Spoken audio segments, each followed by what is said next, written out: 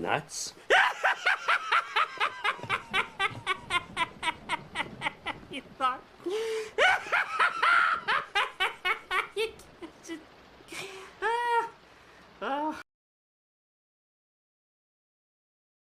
What's going on, guys? It's the Cowboy King of Content in the building, and I'm gonna close my bathroom door. So you guys hear that? We have a hot tub, and we're filling up the hot tub right now. We're gonna run the jets, clean it out, because tonight is going to be a hot tub moment. You guys know I injured my shoulder or my arm, and you know what? I told myself, let me stop working out because I just keep making it worse. So I have my moments where I said I'm going to work out. I don't care. Now I'm like, you know what? If I ever wanted to get better, I got to completely stop. So last time I worked out was Saturday. I'm going to see how I feel by this Saturday. So 1 week, right? Or at least Sunday. And then, but I plan on not working out for at least 3 weeks. I think a good 3 weeks It's time for it to heal. I'm not going to be messing with it. I'm not going to be stretching it. I'm just going to leave it alone and let it heal itself. But with that being said, so if you hear my tub in the background, it is what it is. Maybe you can't hear it. Actually, you know what? You shouldn't be able to hear it because I have the noise canceling thing. Anyway, guys, that was a little bit too much detail, but you guys know me. I'm the most real individual you've seen on YouTube. We're going to get into that today because here's the thing.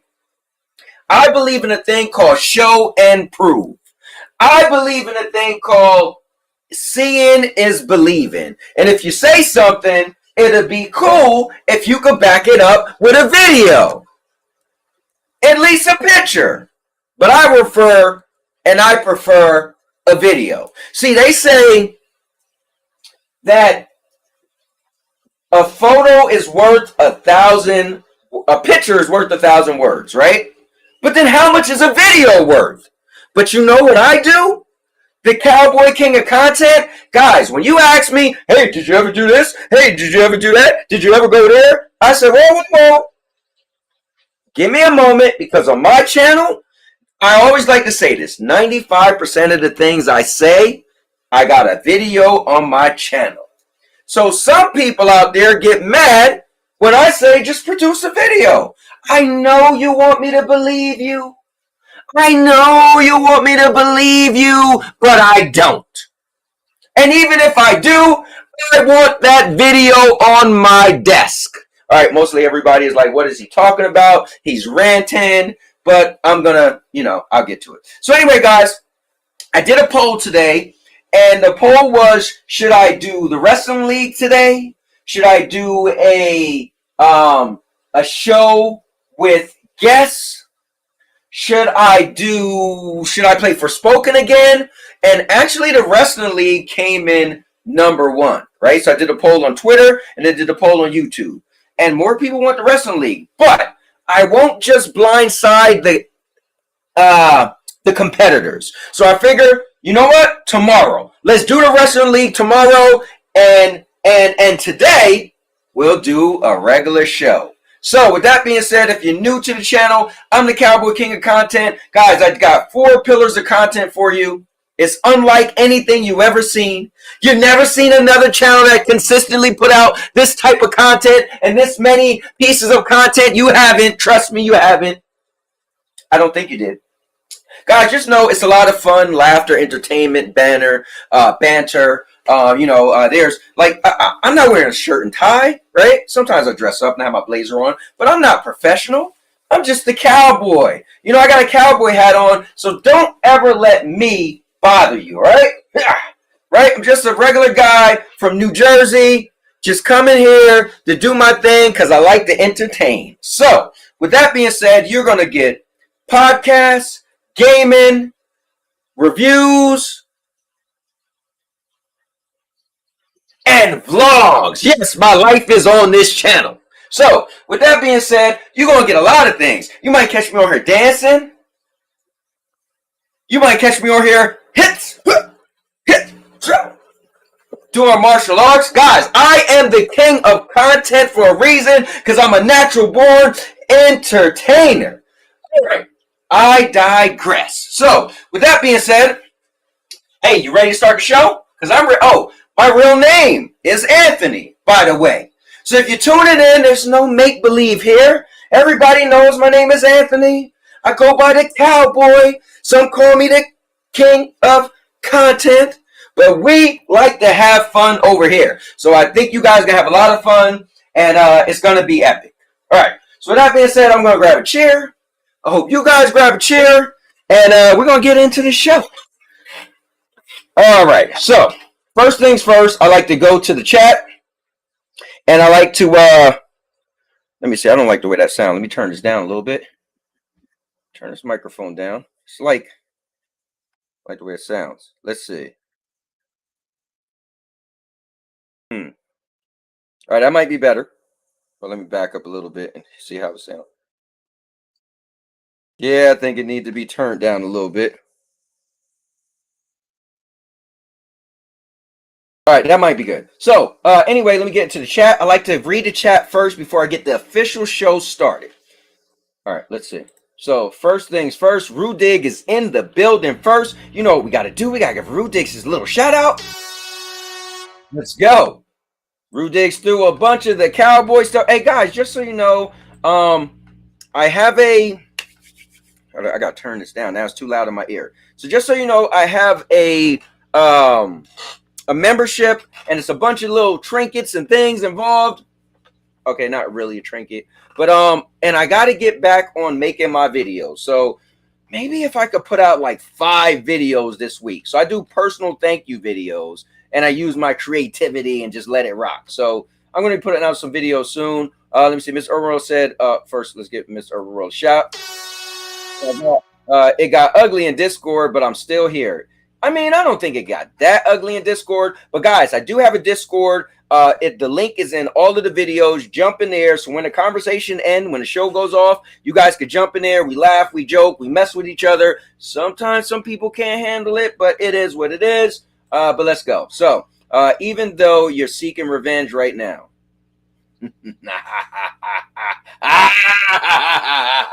what would Chucky do? All right. Let's see.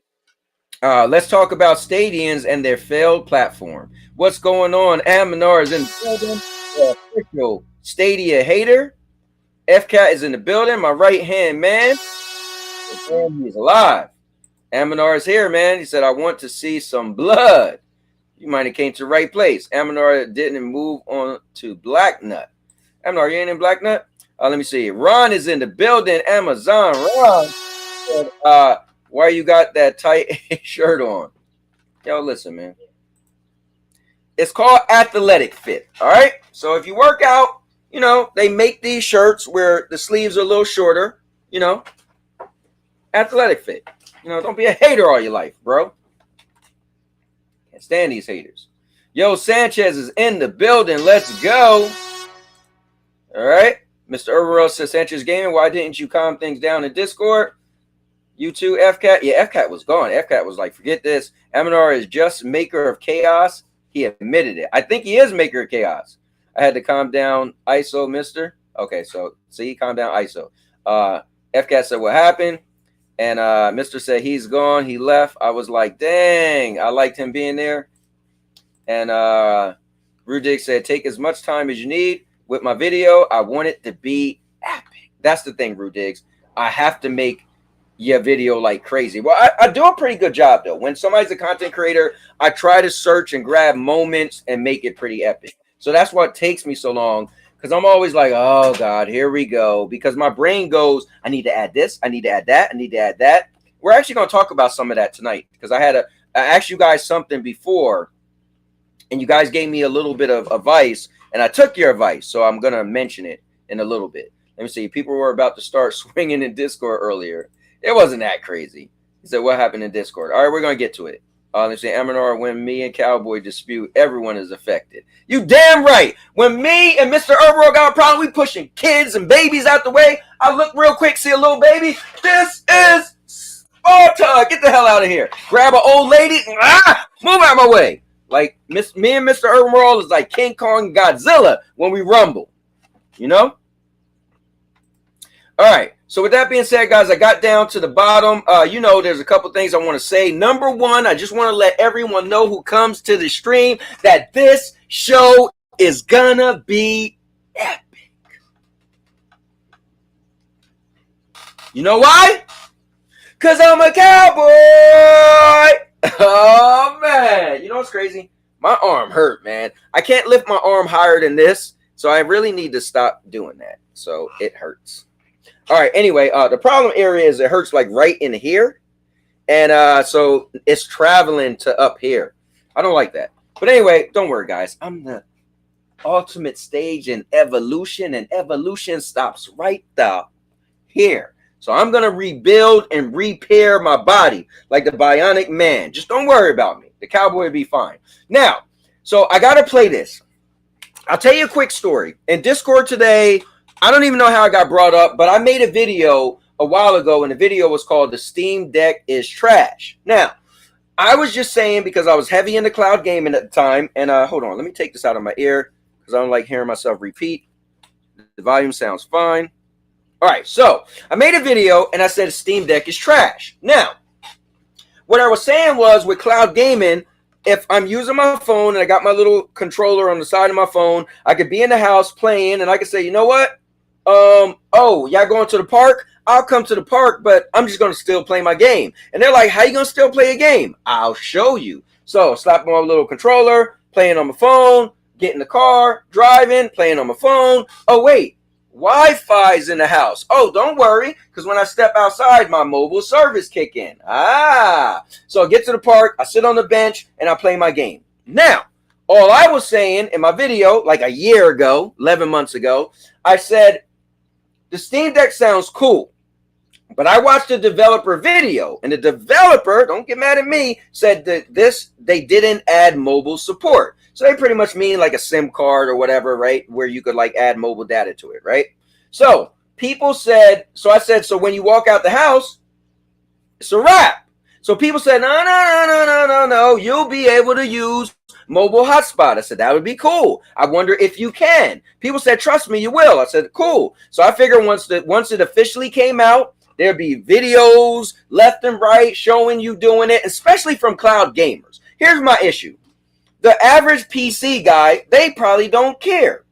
But the cloud gaming enthusiasts that brag that they could walk to the park and play their games, I figured they who bought a Steam Deck would have had a video showing them at the park using their mobile phone. And I don't want to hear that, look, it could do it. No, I don't want to know, can it do it? I want to know, can it do it? So if you were playing Destiny at home, and your friend said, bro, we about to get a raid. You want to join? And I'm like, well, I'm supposed to go to the park. Oh, wait, I got a Steam Deck.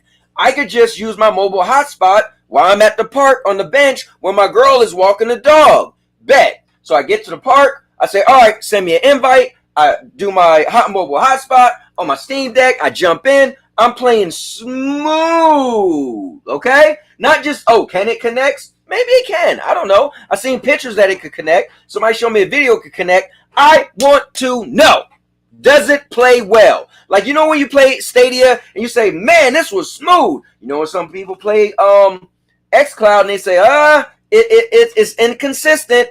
I want to know, can I go to the park with my Steam Deck and can I use my mobile hotspot, connect my Steam Deck to my phone and jump in a raid and it plays smooth? I have no problems, no issues. That's what I want to know. Now, for all the people who had a problem, well, are you trolling? Are you being serious? Yeah, I'm talking to you, ISO. For real? First of all, this is what ISO says. Oh, don't get mad. You got to take that L. Well, I said, dude, why has it got to come down to the console wars? I'm seriously want to know. And as long as it's been out, I searched, and there's not one video. Matter of fact, guys, do your homework. Somebody show me a video where somebody made online that could do it. So many people own this thing. I just want to see it. Then you could shut me up. You can't be like, well, just believe me. If you just told me I got to take an L, now I feel like you're doing the console wars. So now I feel like I can't trust you because you're just trying to say I won and you didn't. First of all, this is how it goes. If you say something could do it, and I say prove it, and you can't, you took the L, not me. Because I'm the person wanting to see it, and you're the person saying it could do it, but you won't show it, so you took the L. Guys, just let me know. Does that sound about right? That the people who don't show what they say could do something took an L? I'm just saying. I just want you to prove it. Anyway, so with that being said, I just got to play this, guys. This is how it goes on this channel. We like to laugh, have fun. We mess with each other. Sometimes it sounds like we are mad at each other, just harmless banter back and forth. But in the event that you happen to get your feelings hurt, just in case you were mad at the cowboy and you said, cowboy, you went too far. Cowboy, you pissed me off. Cowboy, I'm now leaving the Discord because I'm mad at you. In the event that happens to you, I want you to know this.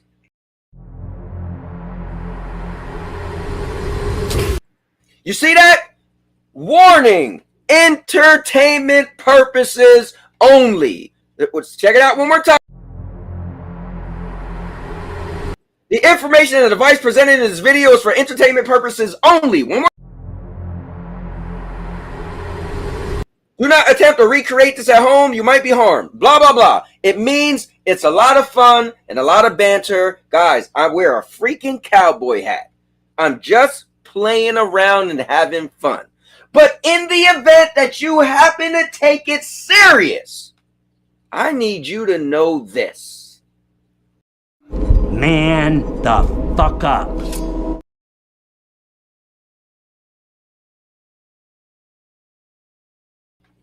I'm not here to babysit grown men feelings. Okay? Long story short. So, with that being said, I'm going to go to the chat one last time. All right, let me see. Ron said, I'm not Aminar. Let me see. Aminar said, that's why, that's the way it should be, mister. Rest in peace to Halo. Man, that's hard body. Let me see. Shout out to the TV series The Rig. Not great, but something odd I can't stop watching. You gotta explain that to me. Let me see. We need interview with Aminar. Okay, it took me a while to read that. My bad. Holt said, good even guys. Said Holtz that you were. Holtz was with Anna, but was he? Let me see. She just might join the panel one day. My home internet Wi-Fi is 5G. Let me see. Aminar is secretly playing Stadia while it's shut down. He might be.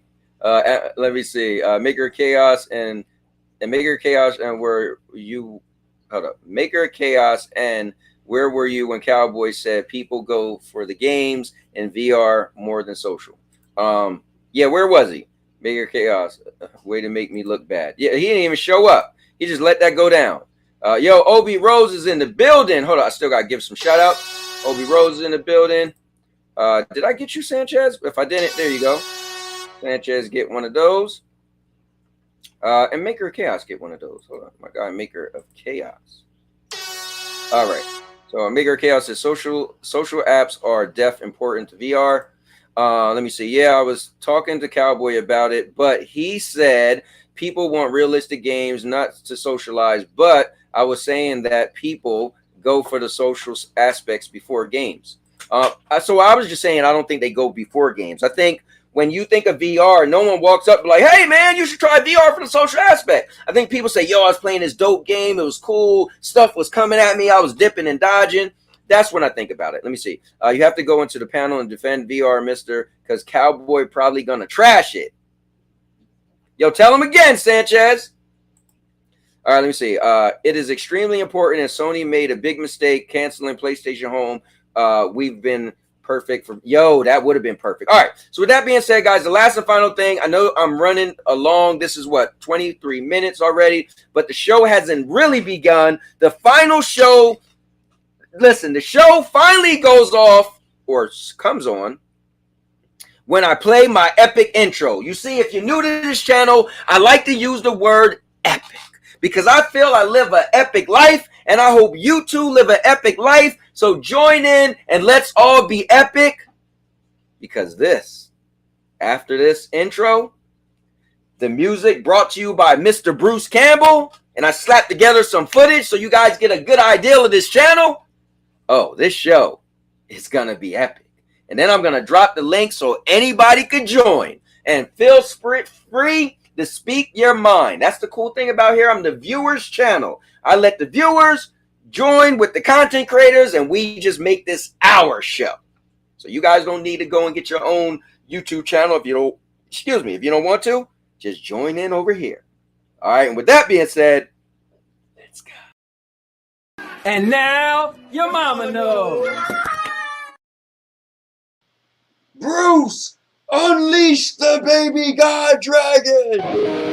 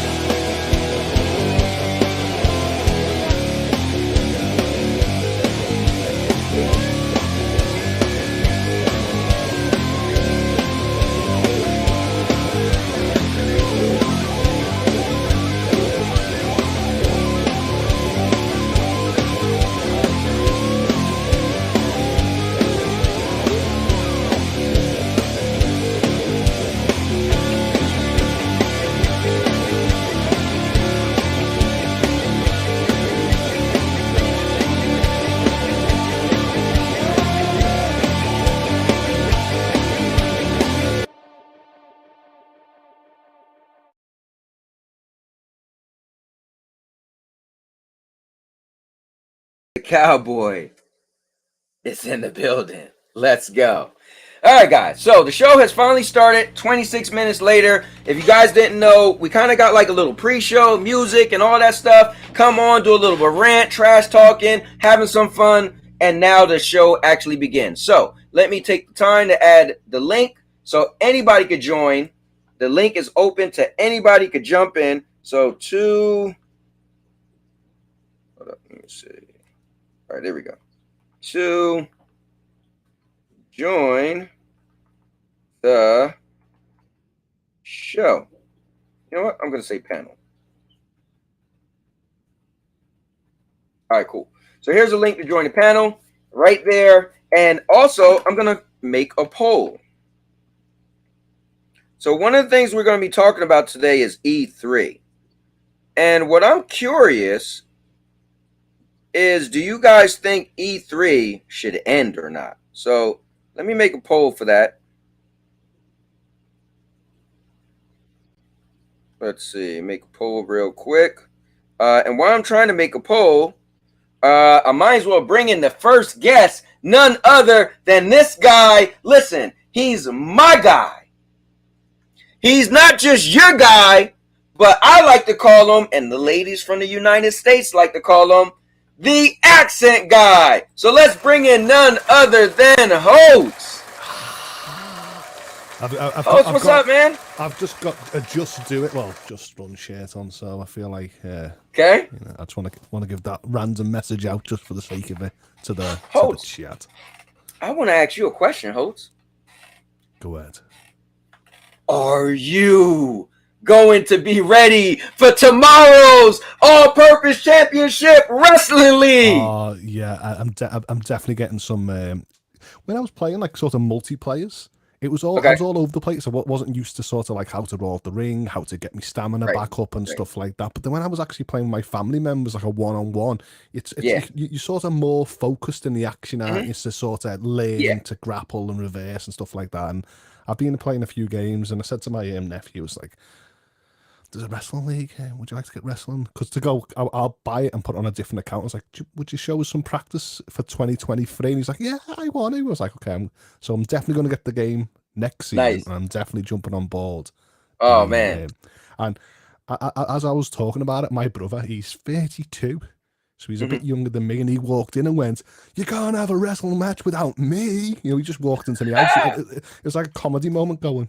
And I was like, "Would you want a game of wrestling?" So I feel like you rekindled the fire now, and me and my brother now are laughing and joking, and we're gonna get involved in WrestleMania. So I'm gonna go around to Iz. And cool, man.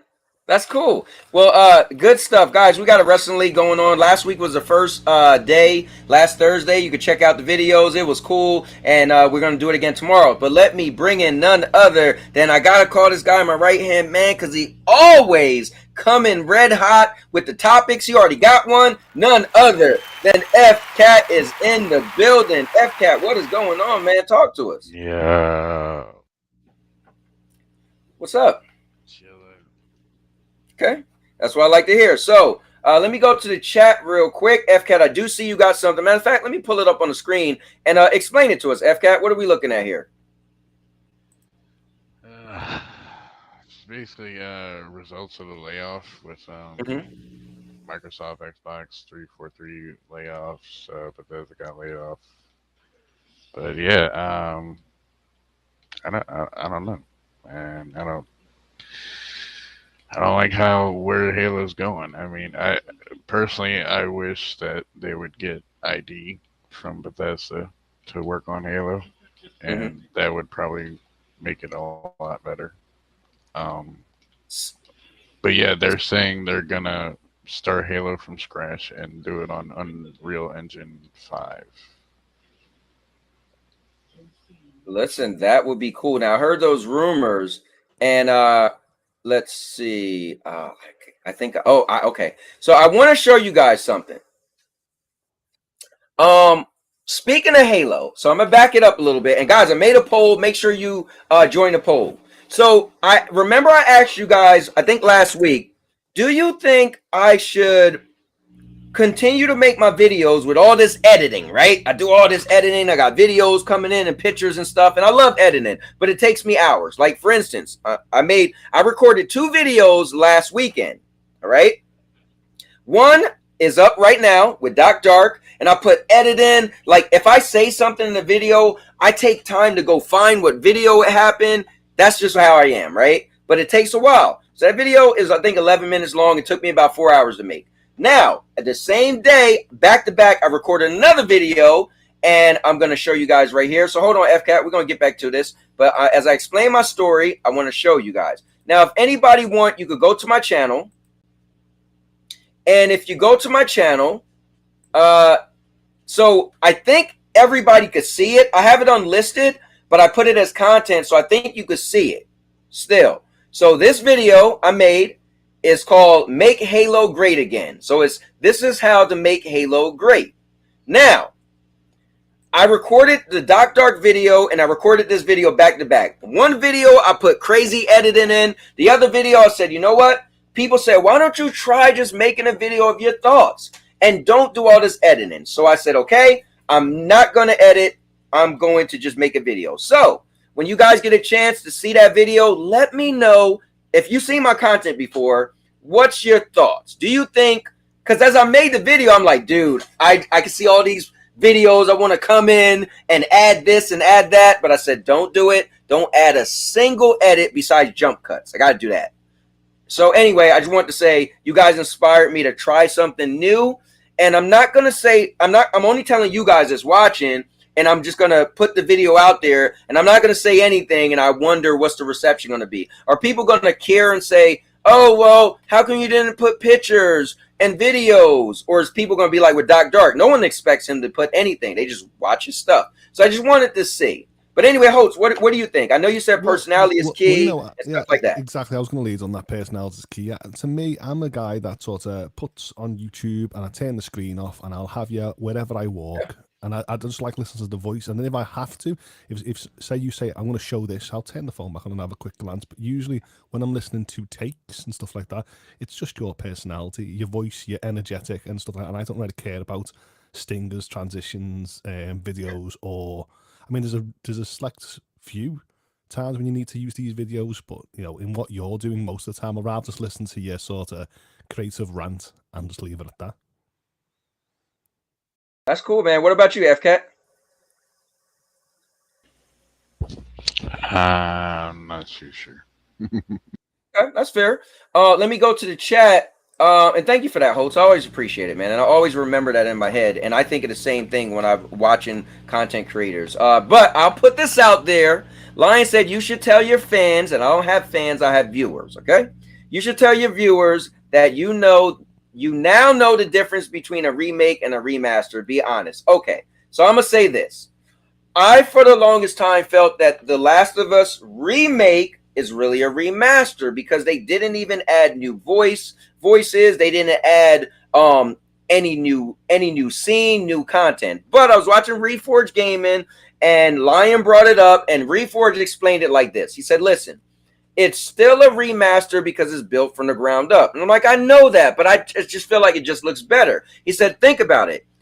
In a remake. In a remaster, they just take the same assets and just make them look better, right?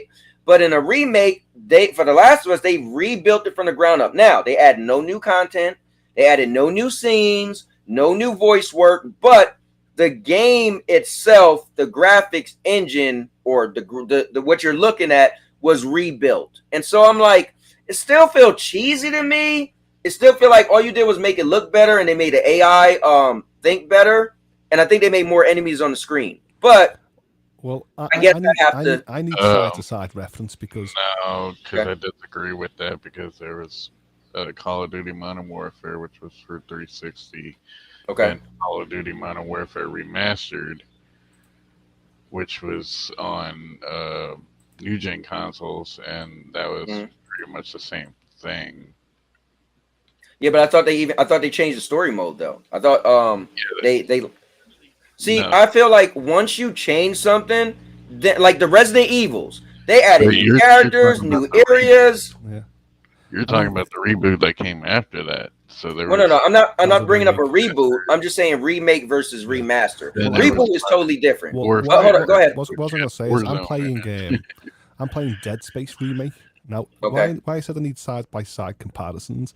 Maybe because it's been so long, and it's a nostalgia trip that when I'm actually playing this game, I'm actually thinking, is this just a remastered with like? I mean, I understand you have to tell the story in a certain way, then add new aspects, but where I'm like, this just looks like a gorgeous game. It's more of what I'm capturing as a remake first, than a remaster first, than what a remake, and I hope it's going to change because in my mind, I'm like, wasn't this in the first game? Wasn't that in the first game also?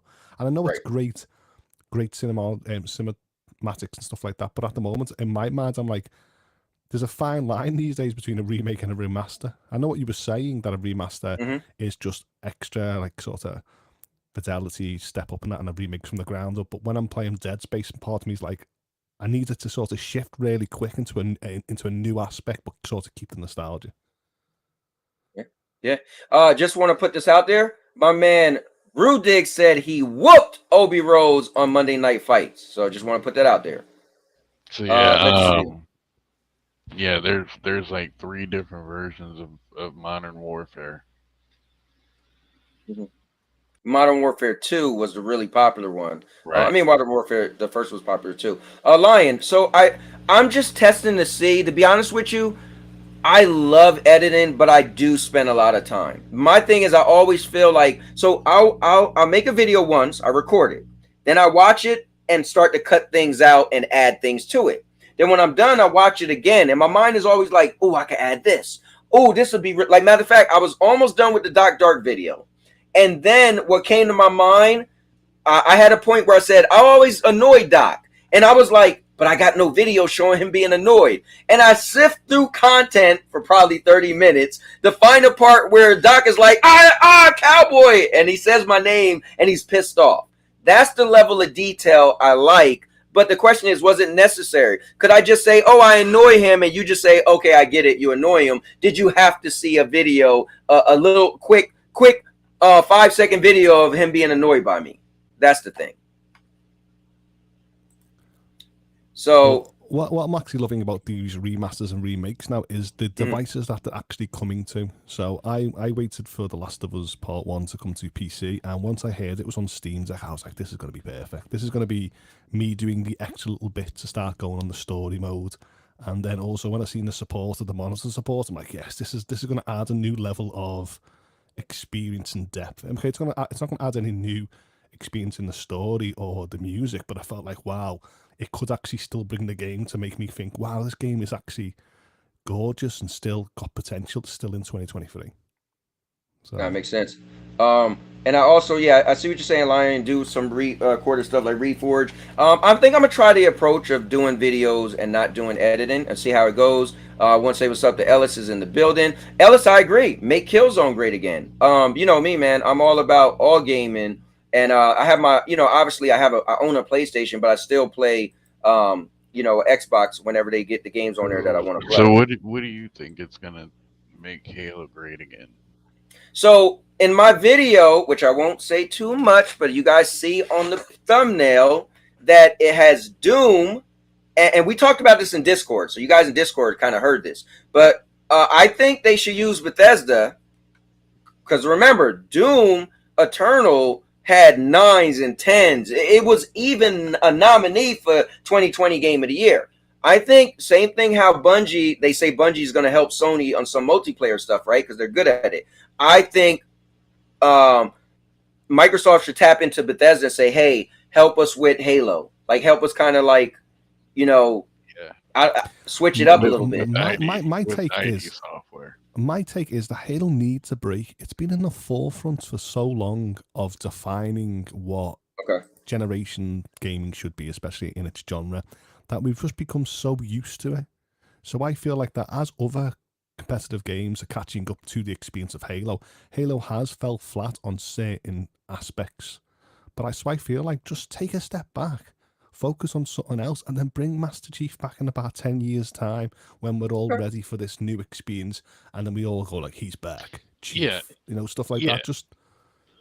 Yeah, give So it time. Give it a little time, and then ID can pick up the licensing rights or whatever, and do so let me Halo and come back with it like they did with Doom, like they did with Wolfenstein. You know. So Lion said, and we got two conversations going on, but Lion said we are when you add new scenes and change the story, that closer to a reboot. So the thing is, but then he also said we're conflicting remakes and reboots. So all we're saying is what was labeled, right? The Resident Evils, they're called remakes. That's what they call them. The developers call them that. Maybe they should have called them a reboot. I don't know. But at the end of the day, that's what it is. So yeah, man. I mean, I think Halo is will go down in history as one of the greatest games. And what I want to say is shout out to Lethal is in the building. I'm getting to the bottom. Wow, they putting Obi on blast. I need to see these clips. Host, did you see Monday Night Fights? That was I couldn't make it yesterday. I was actually Okay. too occupied. I was doing it, but a quick distraction got me away. Distraction. I'll just have to admit it was The Last of Us. It went on a little bit too long. Went on for like about 73 minutes or something like that. Yeah, I think it was long an one, hour so. and 14 minutes, something like that. Yeah, so he said, you feeling pressure from Doc? I'm not feeling pressure from Doc, but I admire his channel. You guys know I don't make that a secret. God bless you. And I think if I could get myself out of always feeling like I need to add so much, and like Holt said, he just put it on and listened, right? And I always have people say, man, the editing was great. Like in my last video, people said, dude, the editing was great. Doc even said it, right? But I wonder if I was able to just do that same video without the editing, like what would be the difference? Would people feel like, Cowboy, I kind of feel like you should have added all the editing you do. That's just what I'm saying. But we'll see. I'm gonna mess around with it. So could Xbox survive without Halo? Yeah. Ooh. I think they're good. I think so also. I think they could. Because I think the thing is, yes, you have a fan. Like, look at me. One of my favorite games on PlayStation was Resistance Fall of Man. And they made 3. 1, 2, 3. And then they stopped. They canceled it. And guess what? They still survived. Now, I will say Sony do have more exclusives, but one game isn't going to harm Microsoft, I don't think. I don't know. Halo is kind of, when you think about Xbox, you think about Halo. I mean, no, because I'm the same with Cowboy. We've played PlayStation before where we had defining games on our platform of choice, which was PlayStation at the time. We were like, oh my God, I can't believe they got rid of it. And then in the end, I was like, how dare they cancel Killzone, but then they brought us Horizon. How dare they cancel Jack and Dexter, Uncharted, stuff like that. And then they brought The Last of Us and stuff like that. And I was like, it's just, you just need to trust the developers and see where they want to create a game going forward. So if they just said, we're sick and tired of sci-fi genres, you've pigeonholed us for too long now, that we're losing creativity, let us focus on a different game and we'll promise you we will deliver. I bet that's fine. I'll take that. And I'll let now here's the thing though. Go to hiatus for a bit. Here's the thing though, to FCAT point, I don't think it's going to damage the company. But what if Halo was your favorite game, and then you find out they're no longer making Halo? And what if Halo was the reason you were an Xbox player, and you kind of saw some? I'm just going to say you saw some games on Nintendo or games on PlayStation, but you only wanted to have one console because you couldn't afford it. Maybe that might make that individual say, "Okay, now I'm a jump." But I think that's about it. For nearly 20 years, people's going, oh, you've got us Halo, Gears, and Forza, which is correct. They are big games that I really liked, but it didn't define all my Xbox experience, should I say. So I feel like you can also let just one franchise take a hiatus while you've got Gears and Forza, and then rotate it round so it feels fresh. There's nothing wrong with that. You can always come back at a later time. And if Halo is used, I feel like, come on, there's more games to try than just Halo. Even though I really like Halo, there's more experiences to be had. And they got more games coming too. You got Redfall, you got Starfield, so they're bringing new games. So is this true, Holtz or FCAT? Can somebody vet this story? Rudy said, did you see that all PS Plus players are getting Beyond Light for free from Bungie? Stasis is free on PlayStation. Is this true? Hey, don't be playing with me, Rude Diggs, because I was watching some videos today. I was like, dude, am I gonna get back into Destiny? Like, will I buy Lightfall? Because I watched a video that said No, Lightfall feels like that's Beyond Light. Beyond Light's literally like the third expansion before. That's the one with stasis. That Beyond Light is the oh, literally he the said Beyond. You know what's funny? I read that and my head just said yeah, Lightfall. you've played Beyond Light literally on the Stadia. Yeah, That was the that's the Stadia one I collection. bought. Yeah, that's the one I bought for Stadia. The one that ain't even came out yet. What is it? That didn't even come out yet. Yeah, Lightfall comes out February 28th. Yeah, I thought that's what he was saying. They was giving Lightfall free. All right, thank you guys. Beyond See where my brain goes? Beyond Light Light's is got up to still $30 on PlayStation right now. But it goes up to Shadowkeep, and then you've got something else, and then you've got Witch Queen. Yeah, Shadowkeep. It was Beyond Light, and then the Witch Queen. Yeah, because I told myself I wanted to get back in the story, but then you know what I messed up? So I bought Beyond Light, and I totally forgot I never did the story for Shadowkeep. And you got Shadowkeep free with Stadia Pro, but I canceled my Stadia Pro, and I never got a chance to get it back because they closed Stadia. Guys, listen to Lion, like, comment, and subscribe. I appreciate it. I was watching Reforge Gaming. I got to give this guy credit. Now, he's uber. Like, he got 500, 600 people watching him every day, right? So I start tuning into him, and he does his talks during the day. I'm at work working, so I can listen to him. And he always, he make a good point. Like the video because that's what helps YouTube push it more. So if you guys ever watching, and I don't do a good job of saying this, I don't do a good job of asking you to subscribe, and I don't do a good job of asking you guys to share. But if you're watching and you didn't get a chance to like yet, hit the like button. So thank you very much, Lion. And Obi is really good for always saying that as well. And you guys are speaking Spanish in there, so I'm not going to try to read it and mess myself up. But let me see. Lion was there as well. Man, I might have to go back and watch Obi get beat up. But you know what? He did tell me today. We're on our talk to work. He did say he had a bad day yesterday. So he did admit that he did catch some L's. Ridiculous. I had a barn burner fight. Oh, I got to see that. Who won, though? Now, are you guys talking about the Dragon Ball Z game? Let me know. You're talking about Tekken or Dragon Ball Z? Also, guys, we will be doing the wrestling tomorrow. So me, Holtz, last week it was cool. So it was me, Holtz, Vet, Brandon showed up, but he ended up not being able to play, and my friend Jose. So I'm sure we'll have a bunch of people. Now, Brandon mentioned something to me, Holtz. He said we should probably put the tag team titles on the line. Yeah, I'll do a tag team. Just do the random number. I mean, what I love about this is the enthusiasm of the people. You know what I mean? When you go, oh, take that to the head. Oh, put on the floor. And oh, no, don't do that. Don't double team me and stuff like that. And sometimes I just thought, once again, it was having that multiplayer of friends laughing and joking over a game. And that's what I miss about the wrestling game. So I'm glad that you brought it back. So I feel like even if you are being tag teams, shuffle the numbers, off we go, and see how it goes. Yeah. I mean, I wanted, like you guys know, I wanted so bad this game to come to Stadia because I think the Stadia community, man, we would have had a ball. I was laughing my head off yesterday because you and Loco was like sort of double teaming me, beating the crap out of me, and then out of nowhere you went, Loco, I told you to pick him up, and you just hit him for no reason at all. When I tell you to pick him up, and I was like, yeah, that's tag team right there. Look. And no, I was mad at you, Holtz. I'm like, Holtz, why you keep attacking me? He's slick. He kept sliding out the ring so he had more energy. Holtz just beat me down.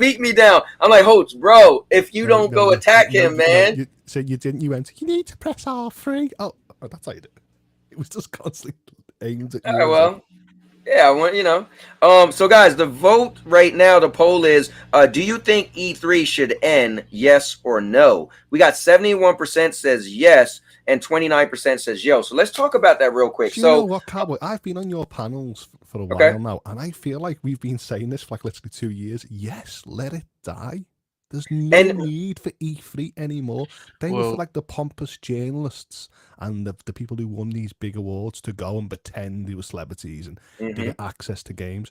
Where since E3's died and then like Sony, Nintendo, Microsoft have done their own press conference, I feel more closer with tuning in on YouTube and watching a showcase for 2-3 hours, 4 hours, and being on the know right at the same time as the journalists would have known than ever paying attention to E3 was behind the scenes, waiting until a magazine came in, paid for it, paid for the clips. I feel like it's a dead experience now. Just have it all digital. Yeah. Well, remember Whoa. when? Hold on, real quick. I was just gonna say this part. Remember when they canceled it that year? I thought, and I know Purple Haze probably want to get on me, but I was like, it's done. I don't think E3 is gonna come back. And so, but they are. So I feel like you, hopes. What's the point, right? Just let it go, because when Sony tapped out and Sony started doing their own thing, it just showed like, hey, we're gonna do our own thing, and it was fine. Microsoft's been doing their own showcase. Now, as far as one big day, I still like E3 because you get excited. It's like Christmas, like, whoa. So I guess if they just keep it without Sony showing their exclusives, Xbox showing their exclusive, Nintendo, I guess it's just going to pretty much be the third party event, you Well, know? there's nothing wrong with these companies doing press conferences recorded before the day and just say, we're going to do it on the day Yeah, E3, but exactly. it's not E3. That's all you Exactly, need to do. Cowboy. Exactly. It's just gonna turn into the after party. Like PlayStation, Xbox, Nintendo's, they're gonna do their showcases first. Then E3 is gonna follow after, and you're gonna see more gameplay and Yeah. explanations of games and blah blah blah. And it's just gonna be a drag. Yeah, and I can remember with E3, do you bring special guests on that I don't care about, or do you sit there and go, "Hi, I'm this person from IGN," and blah blah blah. I'm Mm-hmm. like, I'd rather go to Cowboy stream and see a personality that I like than actually listening to you Right. for hours. So I feel like, even though it was a masterpiece showcase and a great experience back then, I think the media is sort of evolved that we don't need it anymore. We've got YouTube, we've got Twitch, we've got stuff like that for that. Drop drop prizes, drop games.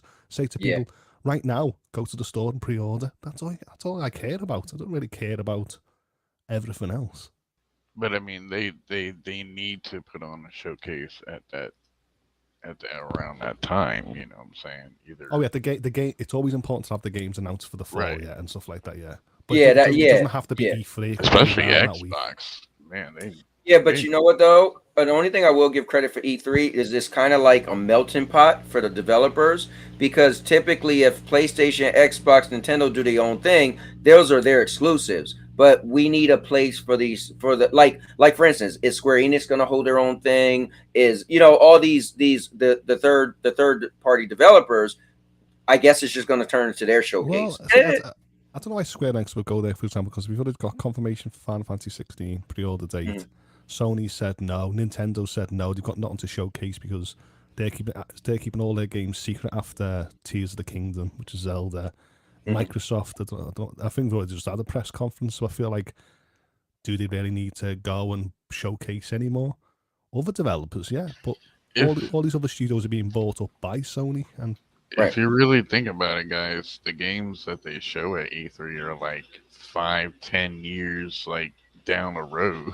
Like when Nah, they don't be that long. They don't be that long. Nah, that's a stretch now. They don't be that long. sometimes it Yo, is what's about up, Cherry Man? sometimes it is about like what 2-3 years Yeah, away, yeah, isn't it? yeah.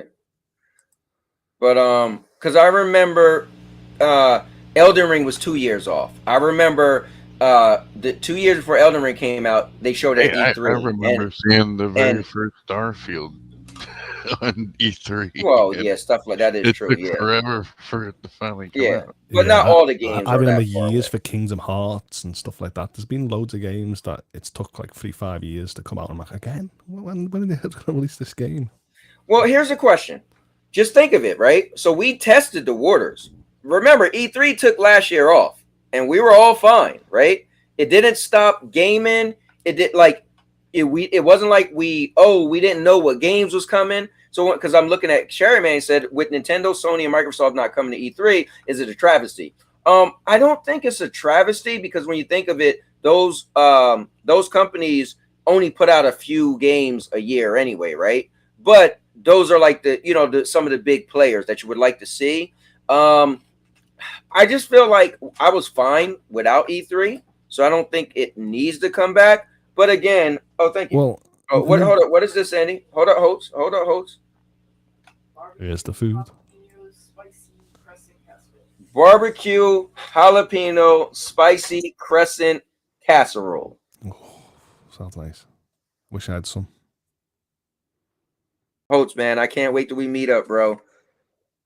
Listen, either I'm coming to see you first or you coming over here. But wherever you land in the U.S., I gotta find you. But see, that's one of the, some taste some great food.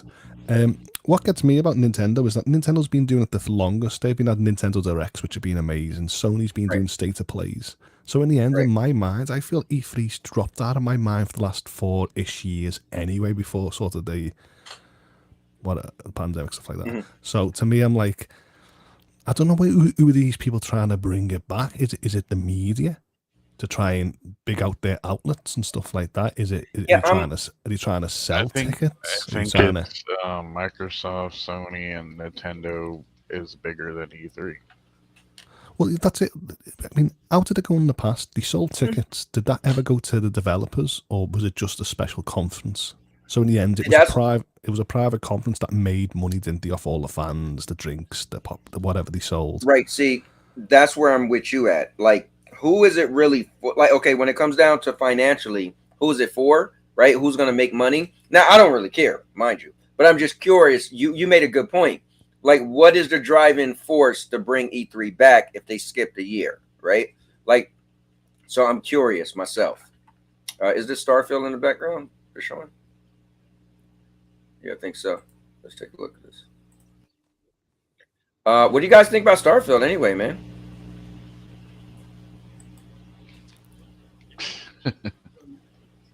See, it's one of the things where I'm not hyped for at the moment. When it gets close to it, once the actual release date has been pushed back and cancelled and stuff like that, I'll rather wait until it's fully polished, and then when it gets close to it, see the final trailer or the gameplay mechanics, and then I'll judge it on if I need to have it for either like Game Pass, for example. Do you think it's gonna be 60 frames or 30? See, that's the point. I don't want to talk about that right now, and in case I put like negative spin on it and people go, see what they were saying months ago, and then they're proving me wrong or I'm proving them wrong. To me at the moment, well, I'm just curious if you think. So I wonder, right? And I know every developer isn't the same, right? So we could say that, but I wonder if Gotham Knights developers couldn't make their game 60. Well, how hard would it be for Starfield to me? 60? I have no problem with developers coming out and saying to get a better fidelity or include ray tracing or any other sort of feature, we had to drop it to 30. I have no problem with that at all. I'm not one of them gamers that care about 30, 60 to 120. So as long as the experience is great and the developer comes out and says, this is all we're capable at the moment with the investments, or I wouldn't say their talents, but what at the moment we could do on the platform, then I'll take that. What's going on? There is part of me that you would have thought that 60 would have been the default now across all platforms. I want to say what's going on to Christian C. A new viewer came in yesterday, so I want to thank you for coming back. Let me see.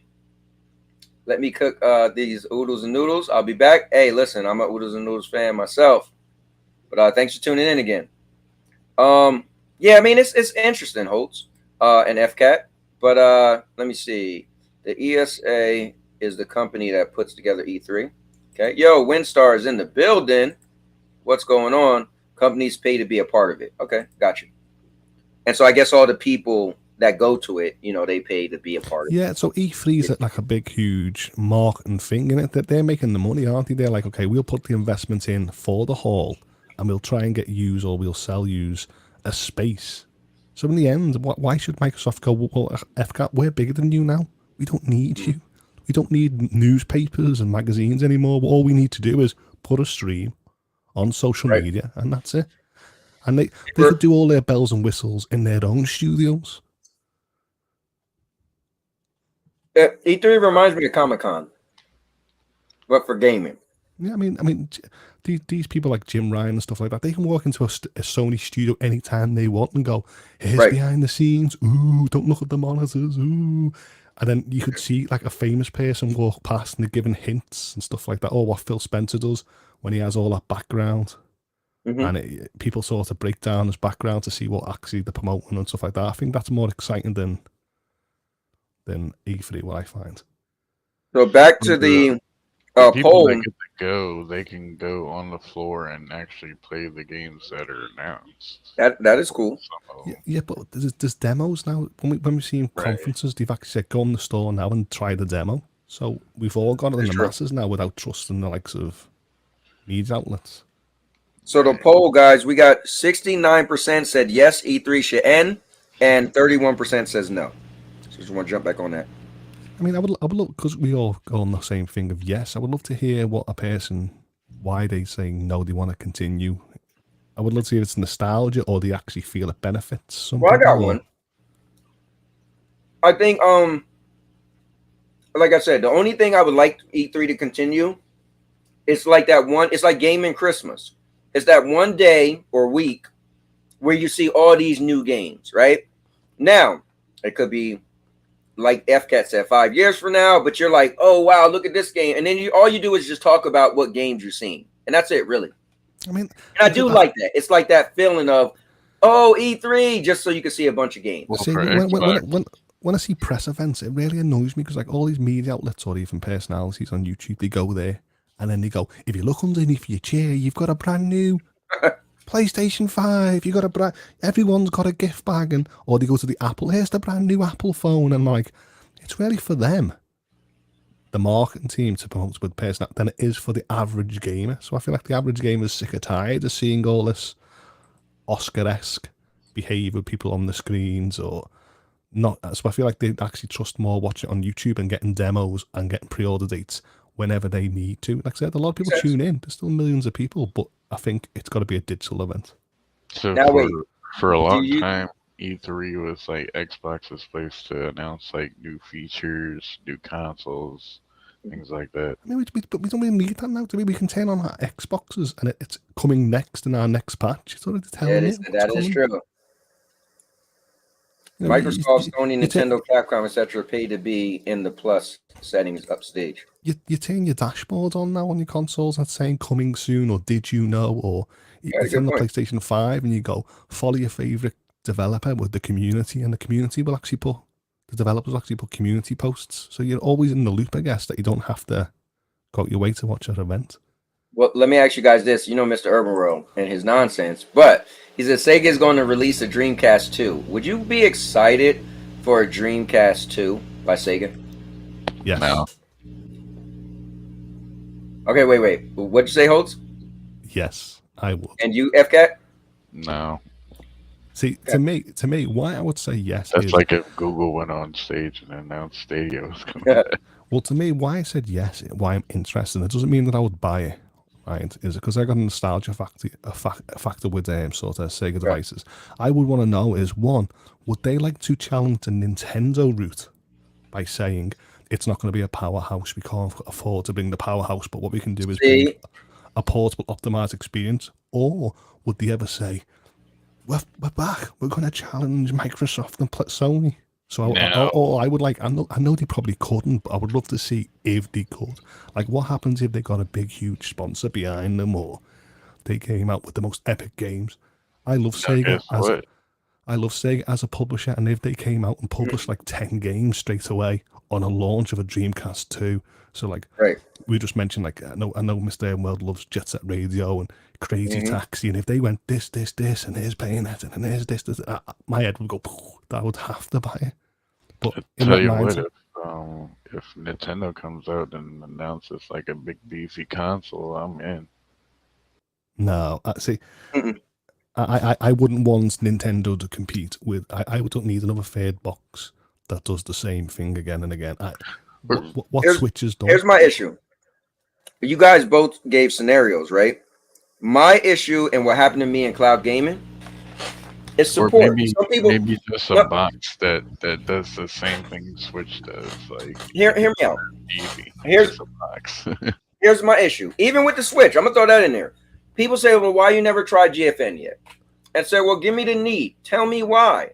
Because I think the thing is, Microsoft and PlayStation shows, hey, here's a reason, right? Catering to me. All right, so anybody who's a Nintendo fan, don't feel some type of way.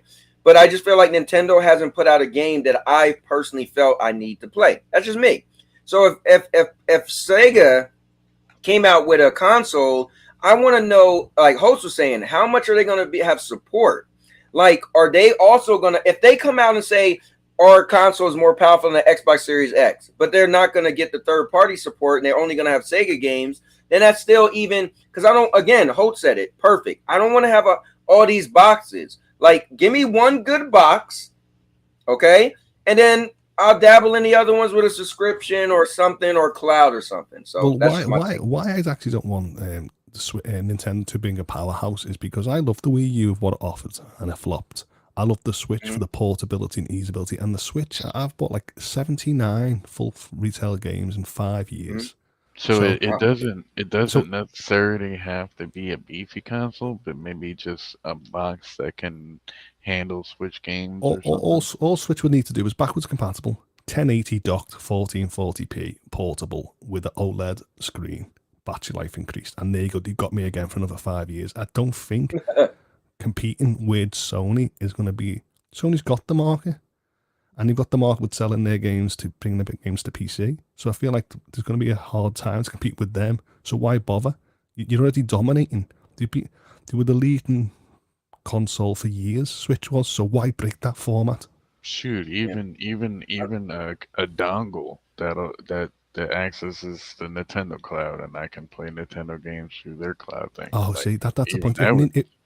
You hit the nail. If Nintendo can sort of maximize their cloud experience, who wouldn't want to play a Nintendo game in the cloud? That'll just be the best. Yeah, if it was smooth. My issue with this, he said Sega would have tons of support because of Sega. I disagree. They've been out the game for too long, and I don't think they would be trusted, right? The same thing is like, it's different. Okay, I get it. Google didn't know anything. Amazon didn't know anything. But I would be like, well, Sega's been gone forever. What makes me think they're going to jump in here and people are going to support them? I mean, if they ever brought Sega back with the research and development, they're probably going to be that old, like 128 bits, and everyone's like, bits? It was really good. Yeah, I had to tell her it was really good. Nintendo did the same baby steps toward cloud. They started off with old games.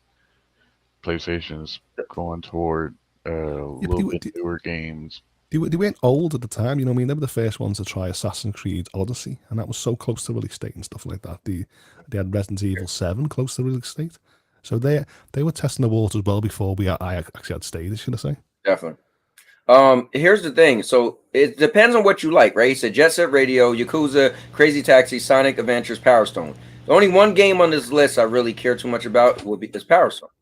Yeah, so it all depends on who you are, you know? The problem is, Yakuza now, what happens was, and I found this with Atlas games and NIS games, something like that, so we're talking about Personas and stuff like that, is they were locked on platforms, but now what's happening is thanks to Game Pass and stuff like that, Personas and Yakuzas and stuff like that have been coming to Game Pass and PlayStation, so I feel like now they can't ignore these platforms to lock it behind one, because there's millions of new fans now going, wait there, I've never played this game before, and it's amazing.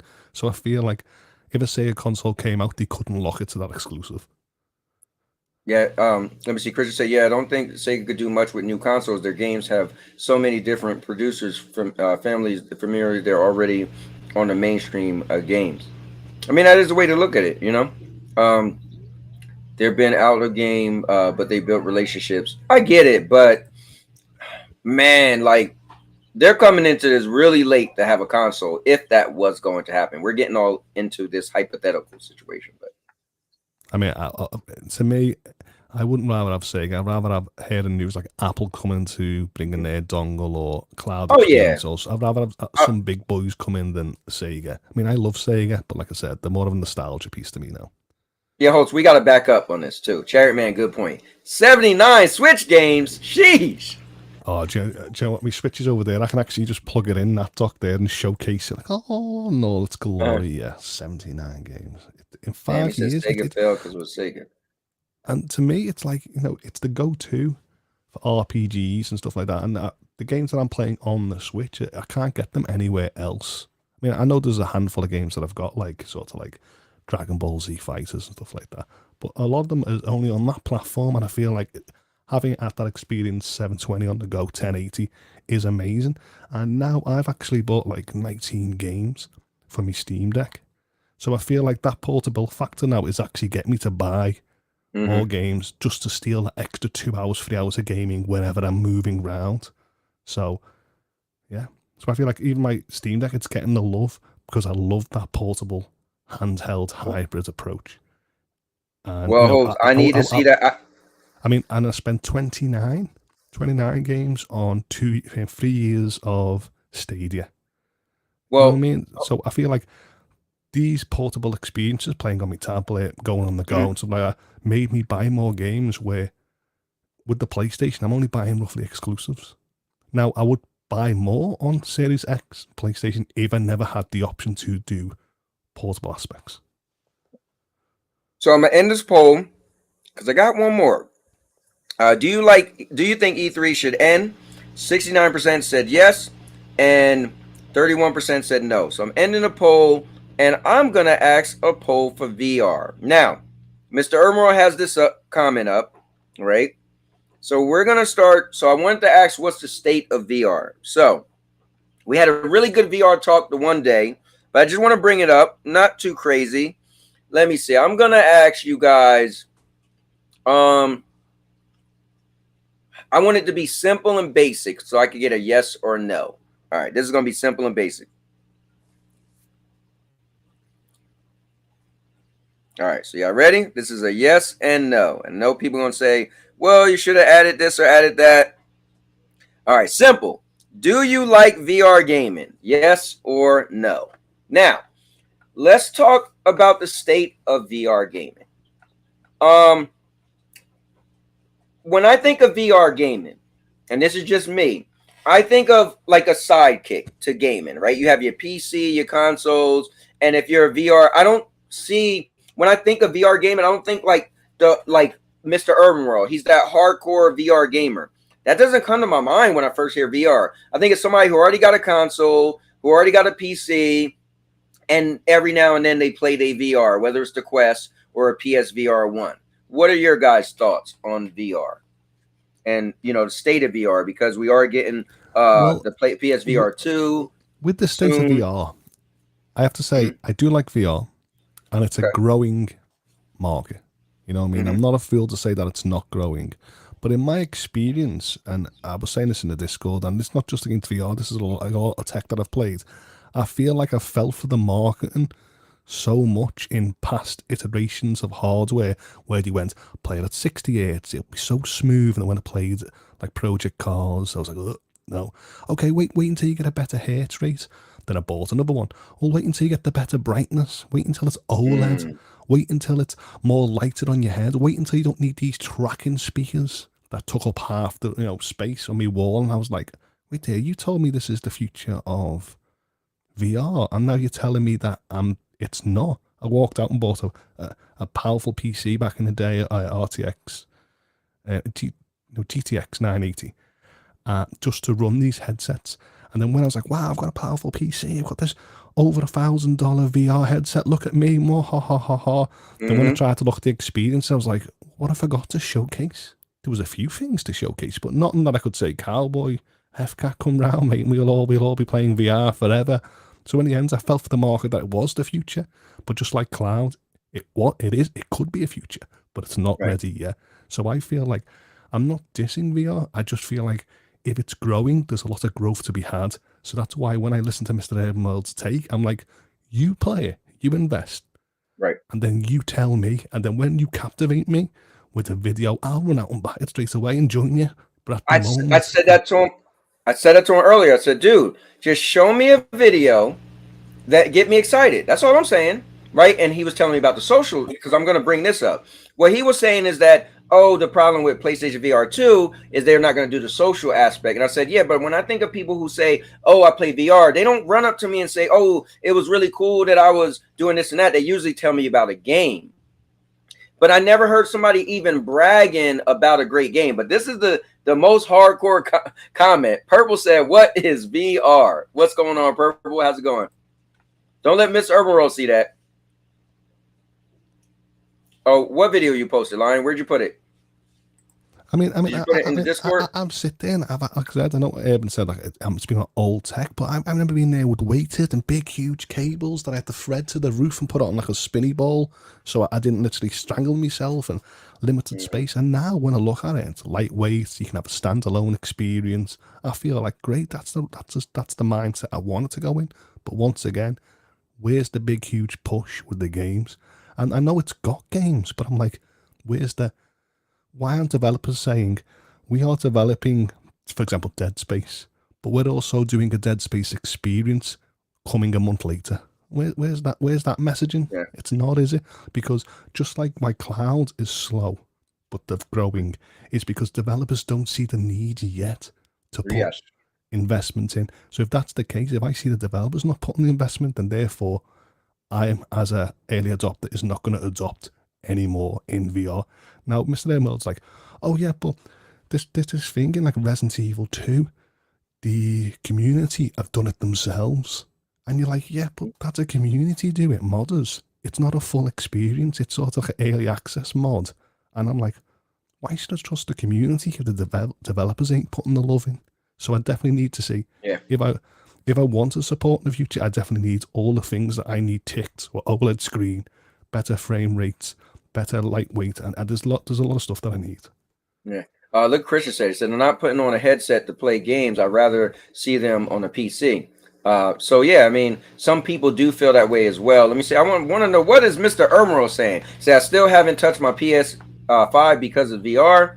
Let me see. Living wild in these streets. Let me see. Quest Pro on sale for $1,200. Looking forward to watching Purple Shade in VR. Oh yeah, guys, Purple Shade is gonna be dope. Let's see. Sanchez Gaming, I'm really sure. Right. Purple, I would love to see you do a Purple Shade about VR. That'd be crazy. I mean, what I actually love about VR is the fact is you just need a headset, for example. So I could just sit here with a standalone headset. I can use like virtual desktop, virtual PC, whatever it's called. And in the end, I can sort of emulate a desk, a monitor. And I don't need that. And that's cool. But then I'll find it stupid emulating a monitor to play games on when I'm in VR, when I can just have the monitor in front of me. So VR would have to offer me an experience that I couldn't do in my bedroom. So when people go, well, you can watch Netflix. So I want to be that person where, like, go and record footage on a drone in Mars and let me control the drone on Mars. Give me them experiences that I'm never deep sea underground. Give me them experiences where I can't have. And I don't mean a showcase reel where I'm sitting there watching something like a shark. That's, I want to be able to swim round. When it's amazing. Man, Holt, you talking about some crazy stuff right now. No, and that would be cool. I don't think VR is going to be the future. I think that Chat GPT, that thing's going to start making video games, and that's going to be the future. Well, that will have to do a lot to start making video games. But AI is getting so good as far as like how easy it is to build games. But yeah, I mean, that would be cool. Imagine if they let. What I want, and I've been saying this, is a social aspect of VR. Okay. Is I want to be able to find one of my favorite bands is in Cowboy's area now, and there's no way I can go and see them live. But Cowboy goes, Holt, if you pay so many dollars now, put the headset on, and you'll be there in the gig.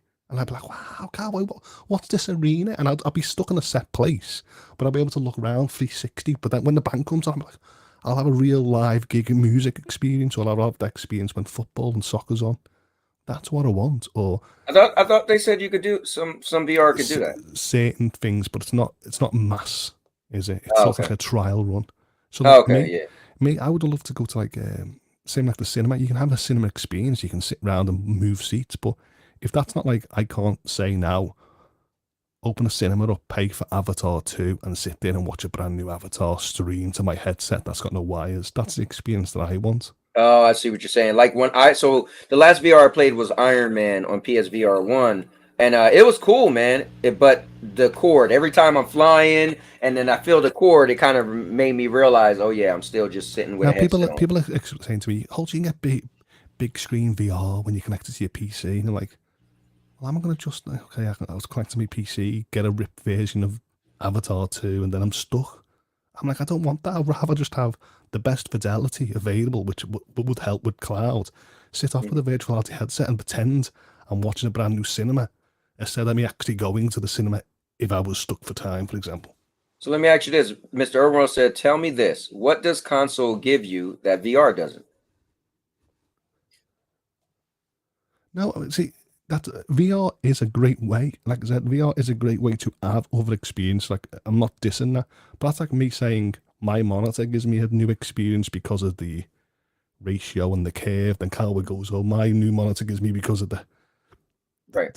And then I go, oh, my telly gives me a new experience because the OLED colours.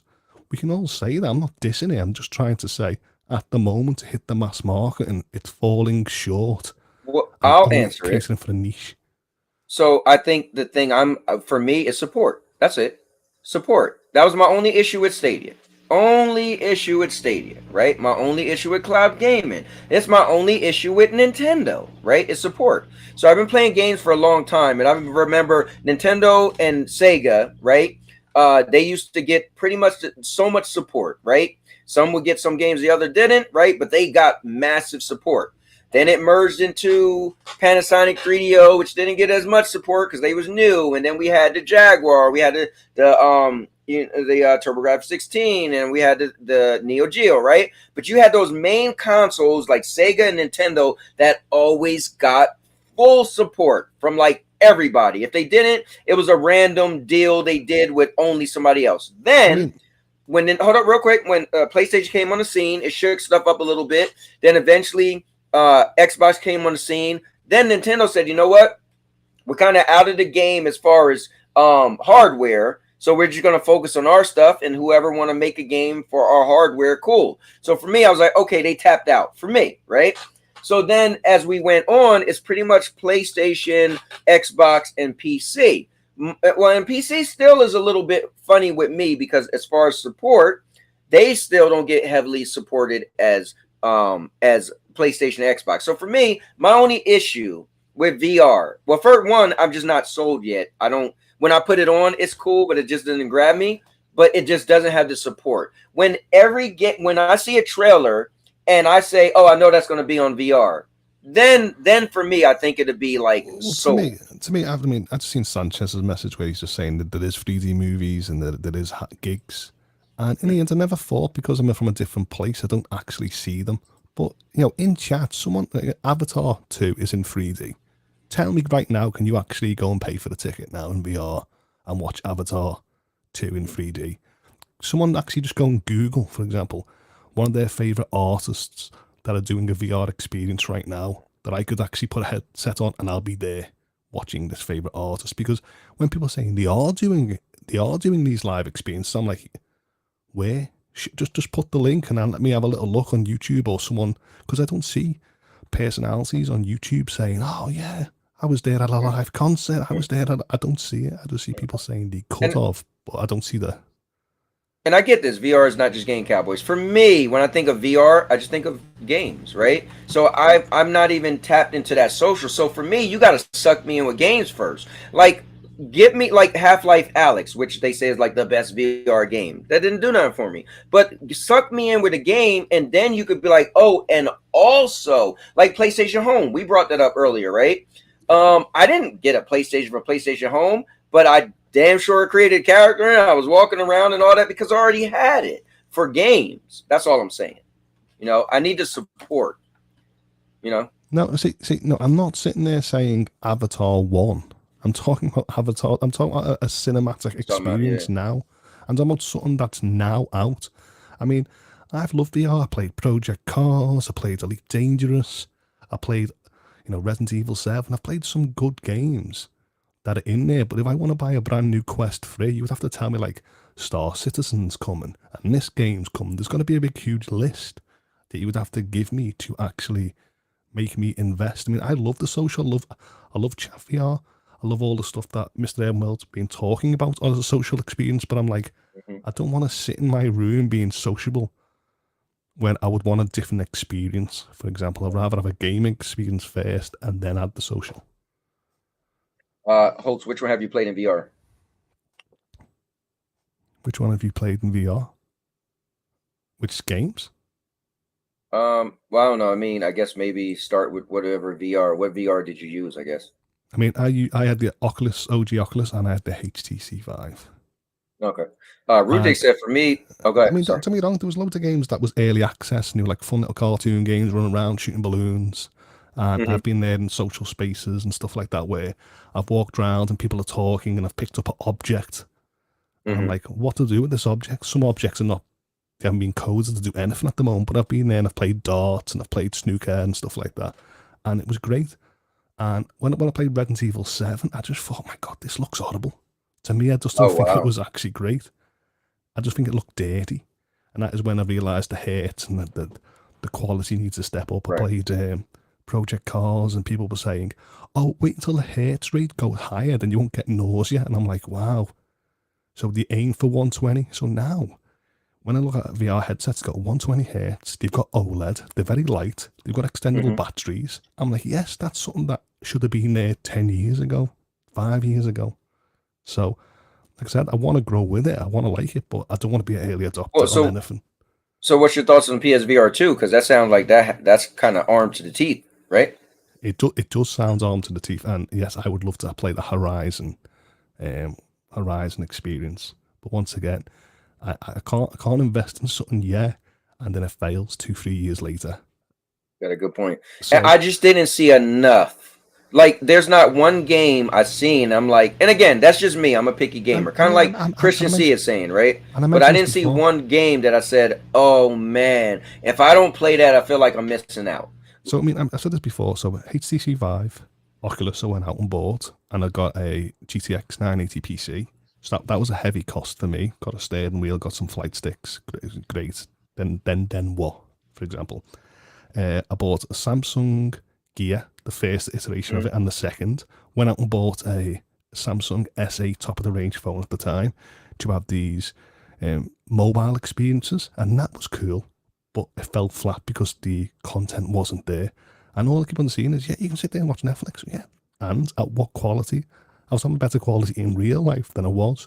So in the end, I was that person who was saying, I did trust it, I did test it, did it opt in, but it wasn't there yet. So all I'm saying to people is, I would go there again, but it's got to be an experience that it's got marketing behind it. The marketing's got to be behind it, developers have got to be behind it, not just... Because in the end, I'm seeing all these people in chat liking VR. That's exactly what we were like with Cloud. So... Yeah. He said, if God of War was a VR, Cowboy would be buying. No, I'll tell you this.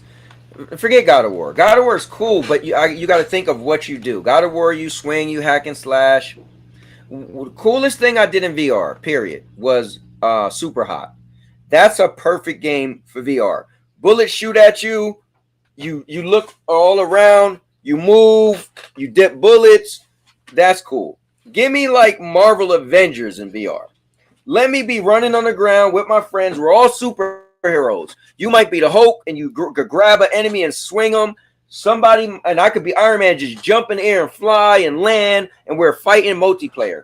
Show me that.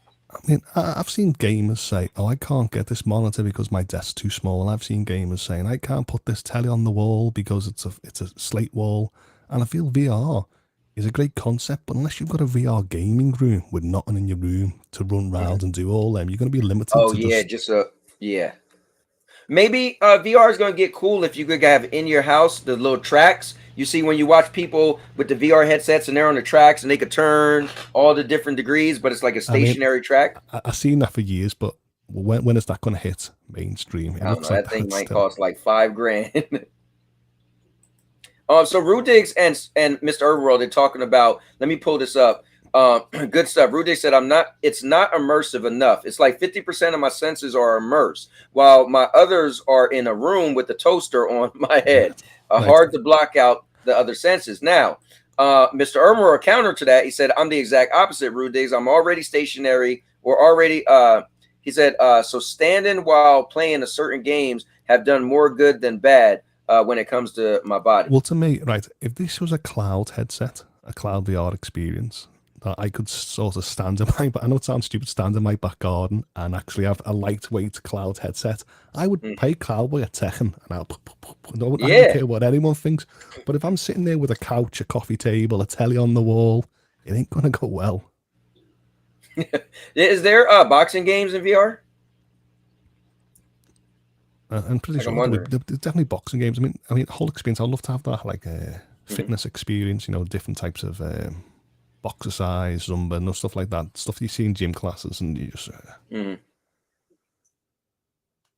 Yeah, I mean, everybody's giving their point of view, so it's all good. I know, Mr. Irwin, you are a big fan of VR. So, you know, I brought this topic up because we talked about it in a Discord. Also, Christian, if you want, click on the link to this. It's the link for the Discord. We chat all day, all night, pretty much. So it's funny because, like I said, playing Project Cars, you know, I had a Logitech G9 steering wheel with force feedback and, you know, a gear stick, and like, I don't drive, you know, but with me sitting there putting on my desk, it was amazing. When you hit a wall, you felt disconnected and nausea because you weren't feeling the impact. You don't want to be feeling so much pain, but at least you want a judder or some kind of other sense stimulation that's saying that, oh crap, you crashed. So I feel like. So hold up. Lion said, gaming and adult content are the two sectors that will push VR forward. So I do agree with gaming. And what do you mean with adult? Are you going there? Is that you're saying those two sectors? What people are using VR for mainly? Go ahead. Oh no! Yeah, there's. I mean, has anyone seen Amazon's Uploads, the TV show Uploads? No, sure.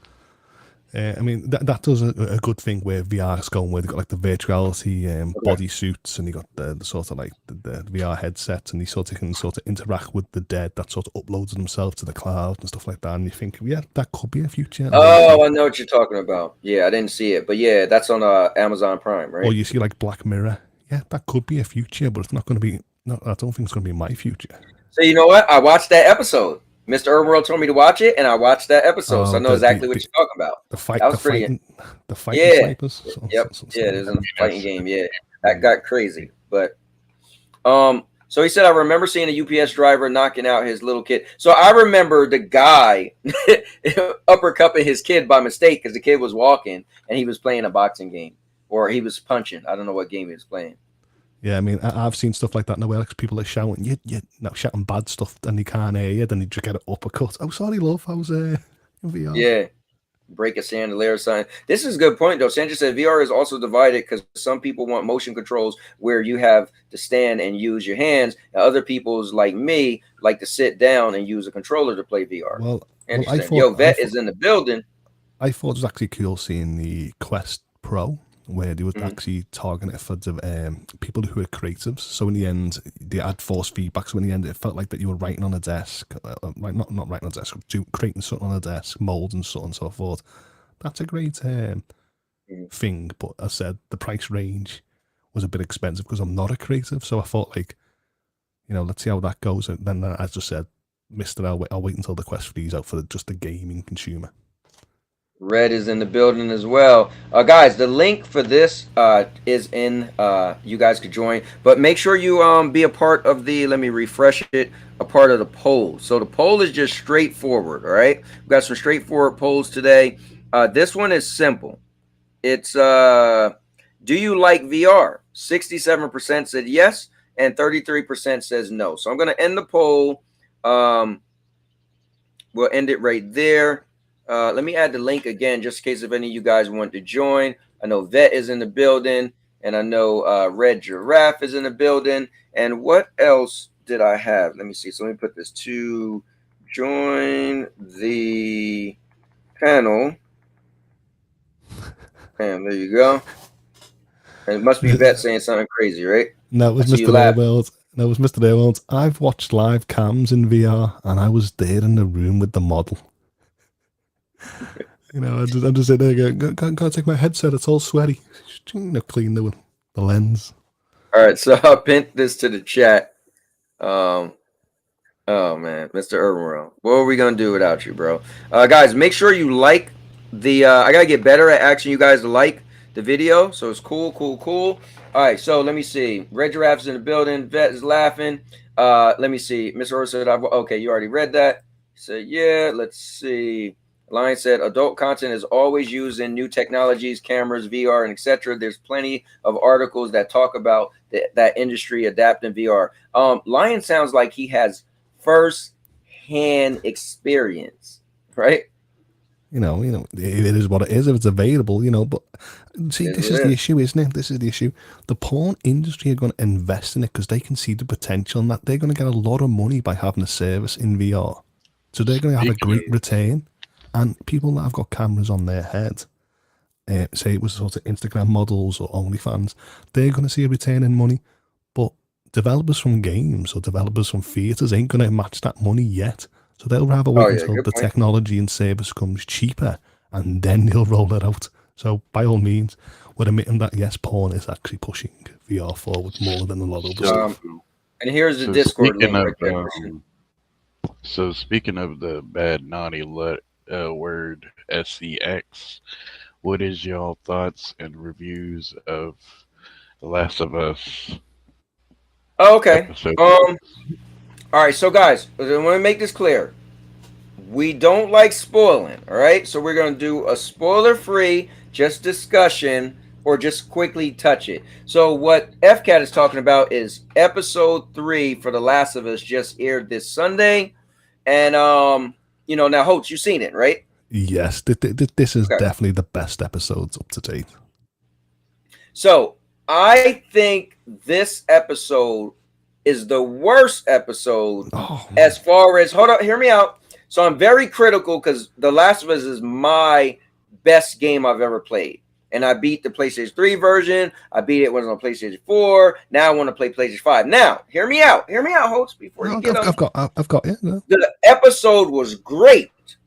It was, for me, though, and even when you watch that after the thing, they mentioned that out of every episode, this episode they strayed the most away. Now, the episode, hear me out. The episode was great, but as a fan of the game, every episode I'm watching, right? I got like a fine-tooth comb. I got a microscope. I'm like, let me see what they deviate. So what they did is they just, without saying, they switched times up and they added content. We said this on past content, and you were saying that you were doing fine-tooth comb, IGN's doing side by side, and I was like, to me, The Last of Us doesn't mean it has to be Joel and Ellie's experience, one for one on a game. To me, I would always like to see the idea of what the world looks like with The Last of Us, the last survivors of us. That's fine. So in the end, I was sitting there saying, I know a lot of book people from Game of Thrones got hurt when HBO deviated, but I remember liking it. So I remember saying to myself, to pad out the series more, we definitely need to have more content that's not just Joel and Ellie's main story, because in the end, it'll be over in an instant. Now, so hear me introducing a different time. Hear me out. So real quick, I'm fine with Bill and Frank. However, that didn't actually happen like that. Like the time frame wasn't correct. Well, your time frame is wrong anyway, because The Last of Us was never set in 2003 in the first place. So in the end, that was wrong initially. So but that's fine though. What I'm trying to say is, once again, you just said that you wanted a timepiece identical to the game, so you're wrong. It started in 2003. No, I didn't say that. I said their time. Okay, without spoilers, I'm just saying is what happened in the game. So it's cool if they give us backstories, right? Because like Frank was mentioned in the game, okay? So Frank was mentioned in the game, so that's fine. It's just that when Joel, let's say it like this, when Joel meets Frank, Ellie's with him, okay? In the game. I'm trying not to spoil anything. But on the episode, that didn't happen. That's all I'm saying, is they did it out of order. That's all I'm saying. So which one was Frank in the game? Frank, do you never see Frank? Okay, you see a body. You see so. Let's just say, okay, host, hear me out. What happened to Frank in the show? He was already like that in the game. And what happens is you meet Bill, and Bill crumbles up a note. To me, right? Okay. You know that last scene of that episode? That's the intro to The Last of Us loading screen. The window shot. You get that lovely window and the breeze. Yeah. So in the end, the deviator from it, but they're not deviating away because it's filling out the gaps. What happened from the outbreak to the story? We'll talk. It was definitely a filler episode from somebody who hasn't played the game. And to me, I was. I was Sorry, I gonna forgot. finish. I'm sorry. My fault. To somebody that didn't play the game, that episode was kind of like a It was a filler. This is kind of the problem that went with Halo TV show. Like they started incorporating weird stuff, and it got weird, and it was just horrible. No, I don't. I actually loved it because the whole point is Tell us why you loved it, Holtz. when I was initially watching it, right, I was a bit worried because HBO Max, and we all know about like woke culture and stuff like that, and you've destroyed so much. So when I was watching this episode, I went, oh, here we go, episode 3. Well, I mean, I didn't mind it because I knew HBO. Okay, I've seen True Blood. You know what I'm saying? So I know that HBO, if they're gonna do, something like this, they're gonna do it good, which they did. They did it good, but in another sense of like, it's kind of like, was that in the game? But it's not set in the same time piece of the game, and that's what I'm trying to say. No, even when you played The Last of Us 2. Stop saying that. All they did, it's so time. Okay, time period is, let's say it was in the 50s, but now they're doing it in the. No, you're missing the point. What I'm trying right? to. No, you're missing what I'm trying to say. You played the game. Joel was a young man. You played the game. He's a bitter old man. 20 years have shot by. All he done was put a timepiece in between A and B. No, I agree. Yeah, I'm on the same page. I'm on the same page with you. Yes.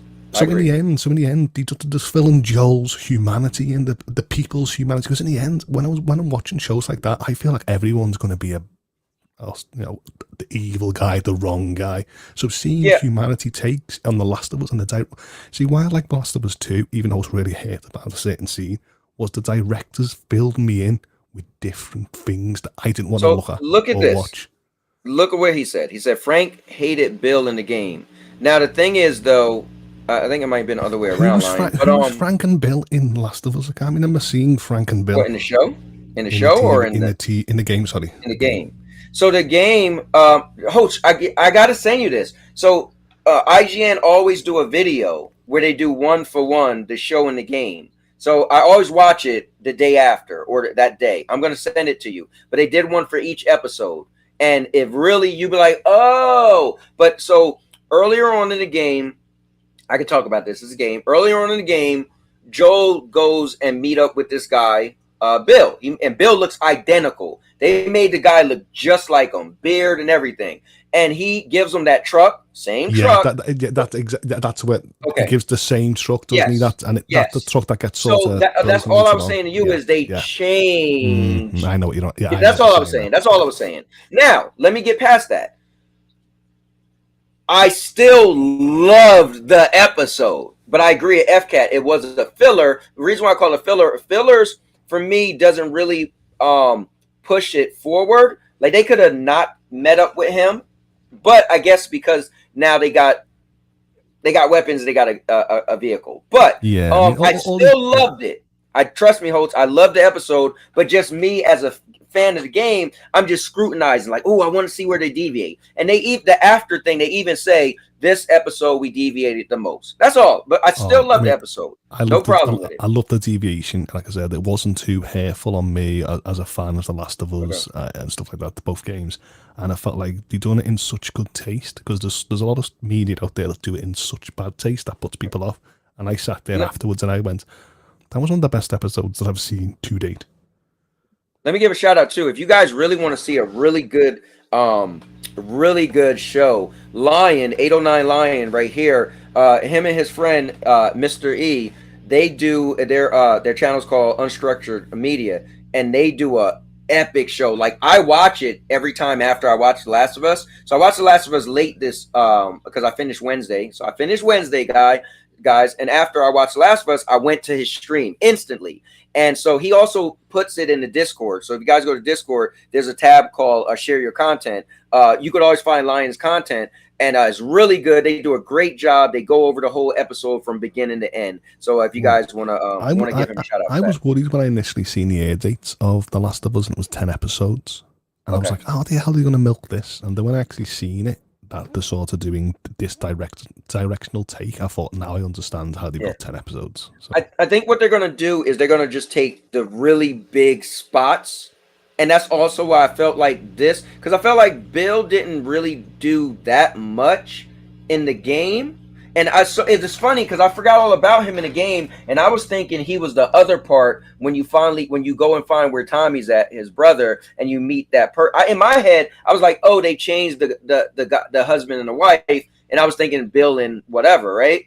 But then it hit me like, oh, I forgot all about Bill because he was small. It wasn't a big deal in the game. So they did a lot. I know which one you're talking about, the guy from number 2 that hates to say it, and the husband and wife, aren't you?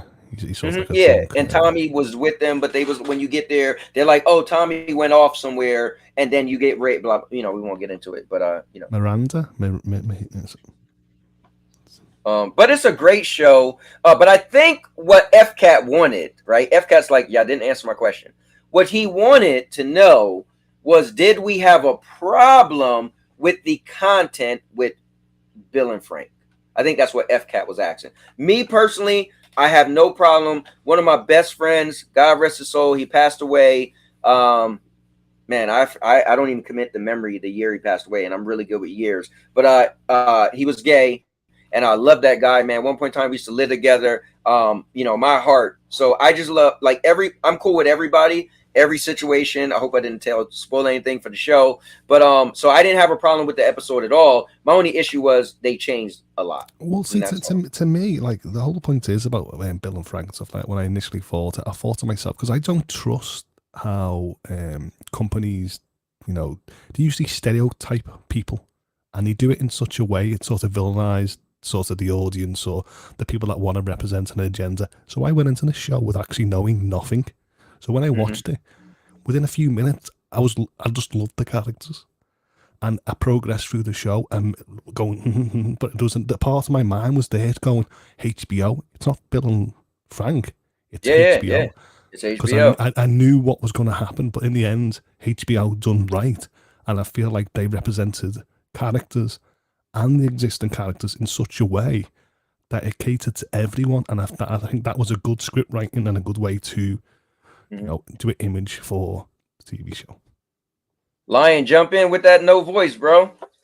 Jump in there. Lion, man, they had a really good episode, really good. And I think Lion said he's currently going through the game again. I want to play the game. Like, dude, they're smart.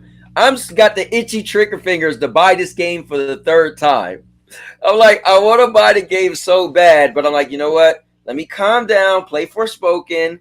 But the show got me wanting to play the game again. Well, Forspoken's the same, isn't it? As sort of what I mentioned in the media. I've seen a lot of people on the internet hate that she's a New Yorker, she's a person of dark pigment. Right. And I thought to myself, what's that got to do with having a great experience on a game? If you play the game, you're going to love it. I mean, I know a lot of people, there's loads of mechanics. Just a crowd. Exactly. But to me, I never seen. It'd be totally different if Square Enix shoved it in my face and constantly referenced the ethnicity, the accent, the sex, and whatever. Then it might have been, I'd be like, oh, it's only a game. But because I'm playing it from a fresh perspective, without any of that, I'm really liking the character. But all these people on the internet, they've been going, oh, it's being shoved in our face. And I'm like, no, not in this take. And just like on The Last of Us, no, it hasn't. I know each to their own opinion, I guess, but I feel like they've done it in such good tastes. Yeah, I can tell you that episode was better than the Halo episode where Master Chief gets down. Yeah, I don't know anything about it.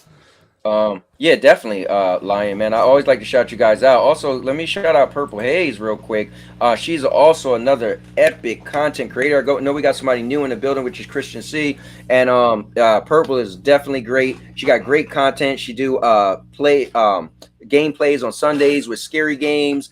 She do a show on Thursdays at 8 p.m. Eastern where she interview people. And she's doing a new thing called Shades of Purple where she pick a topic and she gives her straight up unleaded opinion on the subject or the so you got to check her out as well. You've made me laugh because I'm a hypocrite, because like I just said, I love the idea that there's backstory in The Last of Us. I've just mentioned that I love a different character development in Forspoken. But when you just mentioned the Halo TV series, I've never watched that. And the idea of Master Chief taking his helmet off destroys everything for me. So I'm like, yeah, that was kind of off crazy. in the show. Well, he takes Here's a good point. Do you guys remember who Sam and Henry is? So he said my biggest concern would be for them to not mess up Sam and Henry. So here's what's cool. They said that episode 3 was the episode they deviated the most. So at least you know going forward, each episode is going to be more close to what happened in the game. So Sam and Henry is the dad and the son that end up meeting up with Ellie and Joel later on. And that was pretty cool because Ellie and the son got really close. And guys, I can't even say what happens. My brain just went back like, oh, that's why this game is so amazing, man. It's like a movie. But yeah, I can't wait till they get to that. Can't wait. Now, Holt, you said it's 8 episodes or 10? I'm sure it said 10. And pretty sure it says going 10. to March the 17th, I think it was. So that's like another 7 weeks from now. So plus 3, we got 10. That's if they don't take any sort of breaks in between. Host, does it make you want to play it again? Watching it? No. I'm actually going to play it again because once again, it's a masterpiece in its own right. Right. I love the take, and yeah, maybe I want to play again because on the PlayStation, I want to see not the PlayStation, the PC, what all the mod community do. I want to see what it looks like on this aspect. I want to see does nostalgia holds up. You know what I mean? So that's why I've put it at because it's cheaper on PC, not officially cheaper because it's on Steam, but it's cheaper than sort of the PlayStation 5 that I feel like just for a bit I can actually jump in and see what's it all about again. Right. All right. So Lion with all the info. Lion said no, they're brothers.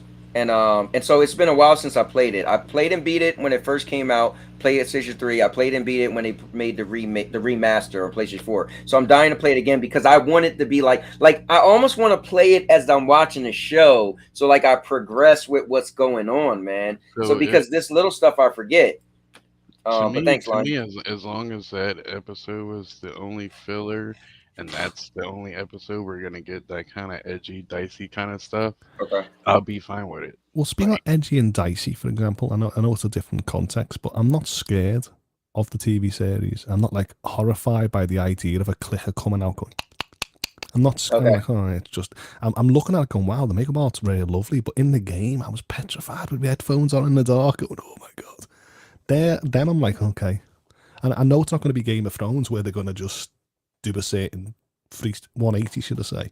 So, yeah, the Game of Thrones was ruthless. You couldn't like any character as a favorite character because you ain't know who was sticking around. But now I want to transition into my last topic, and then we could talk about whatever. Let me see. I'm gonna put the question out first, and then I want you guys to vote, and let's get into it. We're gonna transition right into it. So let me write this.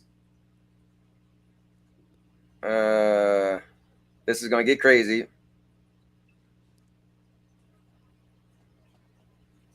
I'm making everything simple today. There's just yes or no's. All right, bam. Now, Holtz, can you do me the favor and read what the new poll is?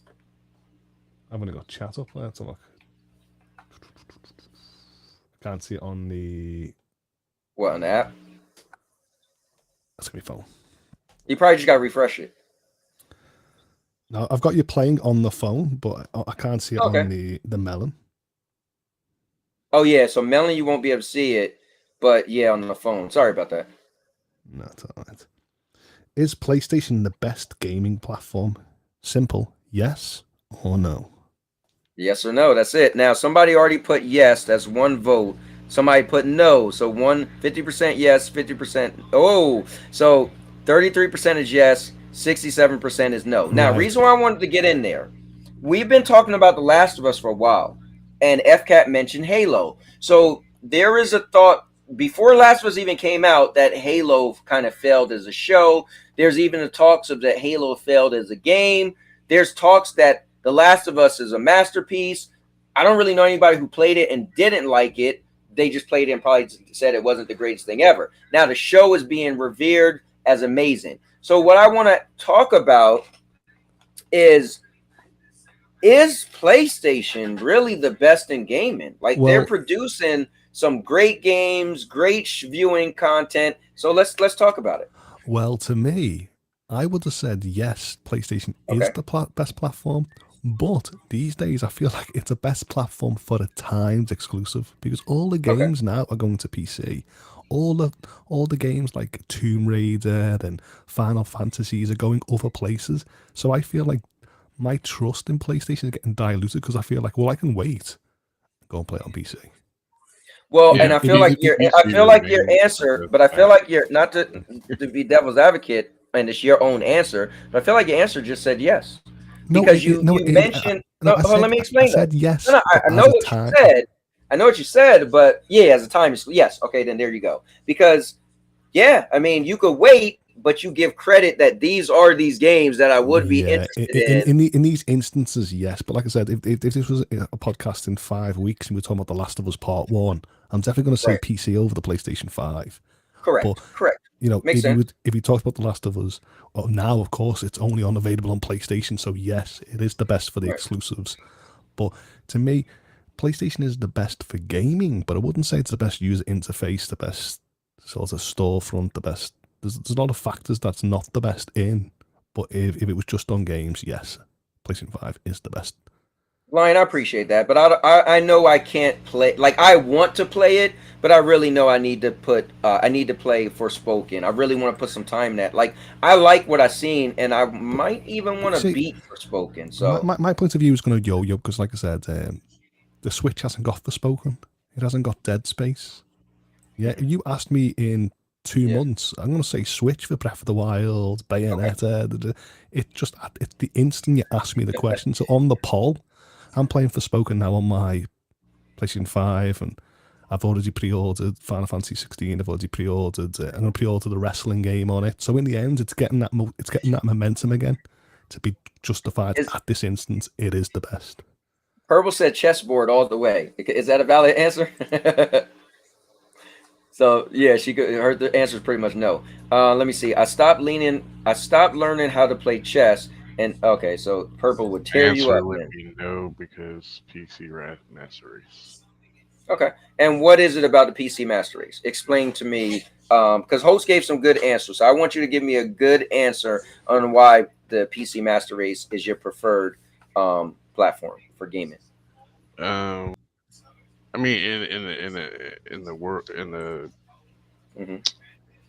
in the arena of consoles, like PlayStation versus Xbox, yes, PlayStation is looking a little better than Xbox. But Mm-hmm.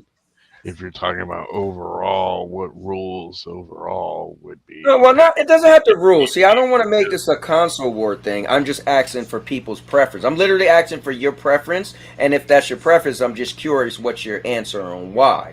I don't want to get this to be I like, would probably choose PC just because of free online multiplayer. that's fine. And see, and that's dude, that is fair. That's a big deal for you. Now, I remember Suave saying that Stadia was his thing because it's free online multiplayer, and the day Stadia goes under, then he's done with gaming because he will not pay for online again. And then Stadia Pro Gaming or SPG was telling me he was trying to help, or he was telling the chat earlier that he was trying to help him buy a PlayStation 5. And I was like, PlayStation 5 online ain't free. So sometimes we say I need this and that. But but Yeah, PC still gives you that. Yeah, Yeah, PC still gives you that. So that's cool. Which is interesting though. I just want to dive a little bit, if that's okay. That you would choose a whole platform just because the internet is free. So you're saving $10? So what is $120 a year for the whole year? But you didn't mention a game. You didn't mention mods. Online doesn't bother me one bit because I'm not a multiplayer game. So in the end, we're looking like, for example, I just mentioned Final Fantasy 16 dropping this year. Spider-Man, the aspect of Spider-Man 2, these are the games that it makes me define a console. So to me, at the moment, it's definitely PlayStation 5 without a care. of Yeah, ever but what if, caring about PlayStation Plus. Spider-Man 2 is online co-op and you have to pay for Whoa, whoa, PS. whoa, whoa, whoa, whoa, whoa! They never confirmed that Spider-Man 2 was Listen, on multiplayer yet. even if Cowboy said to me, for example, Holt, me and you are going to be playing Spider-Man 2, I'll be saying, "Soz bud, this is a single-player experience for me. I'm not going to be doing multiplayer. That's why you won't see me in multiplayer lobbies for certain games. Like I said, I played Destiny and Right. The Division solo because I can, but Right. Yeah. At some point, you need help in Destiny, though. Trying to do a strike.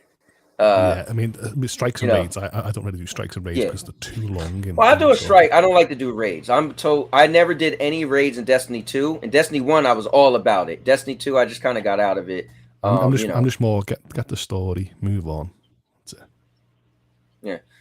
Let me see. And my guy Windstar is in the building. I heard from a turtle PlayStation is the best way to play. But I was just curious. I didn't want this to be a console war thing. I was just curious what chat will say. I was curious what the votes say. Excuse me. The votes is at whoa, okay. 25% is yes and 75% is no. So yeah, look at that. Now I have a personal question for you guys, and we can still talk about PlayStation a little bit, but I need help. Okay. You guys know my current favorite game is Marvel Avengers.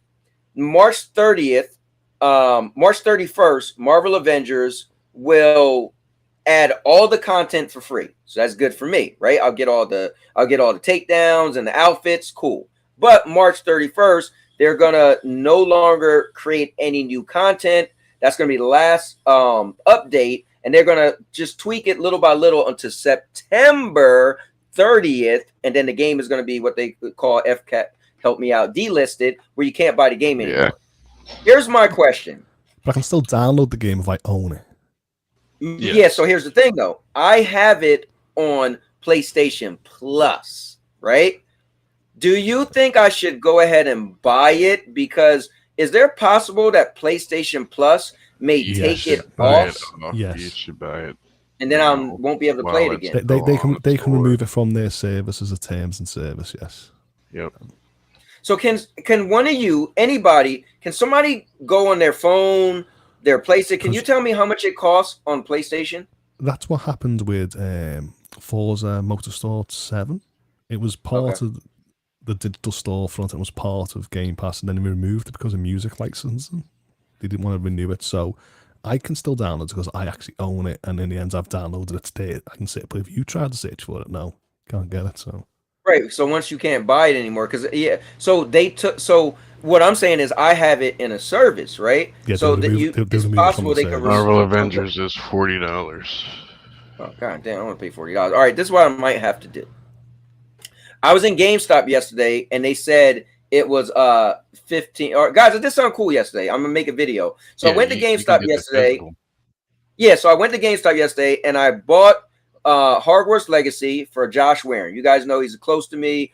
He lives in my town. So I went to his house, knocked on his door, surprised him. His birthday is February 9th. So I bought the game for him.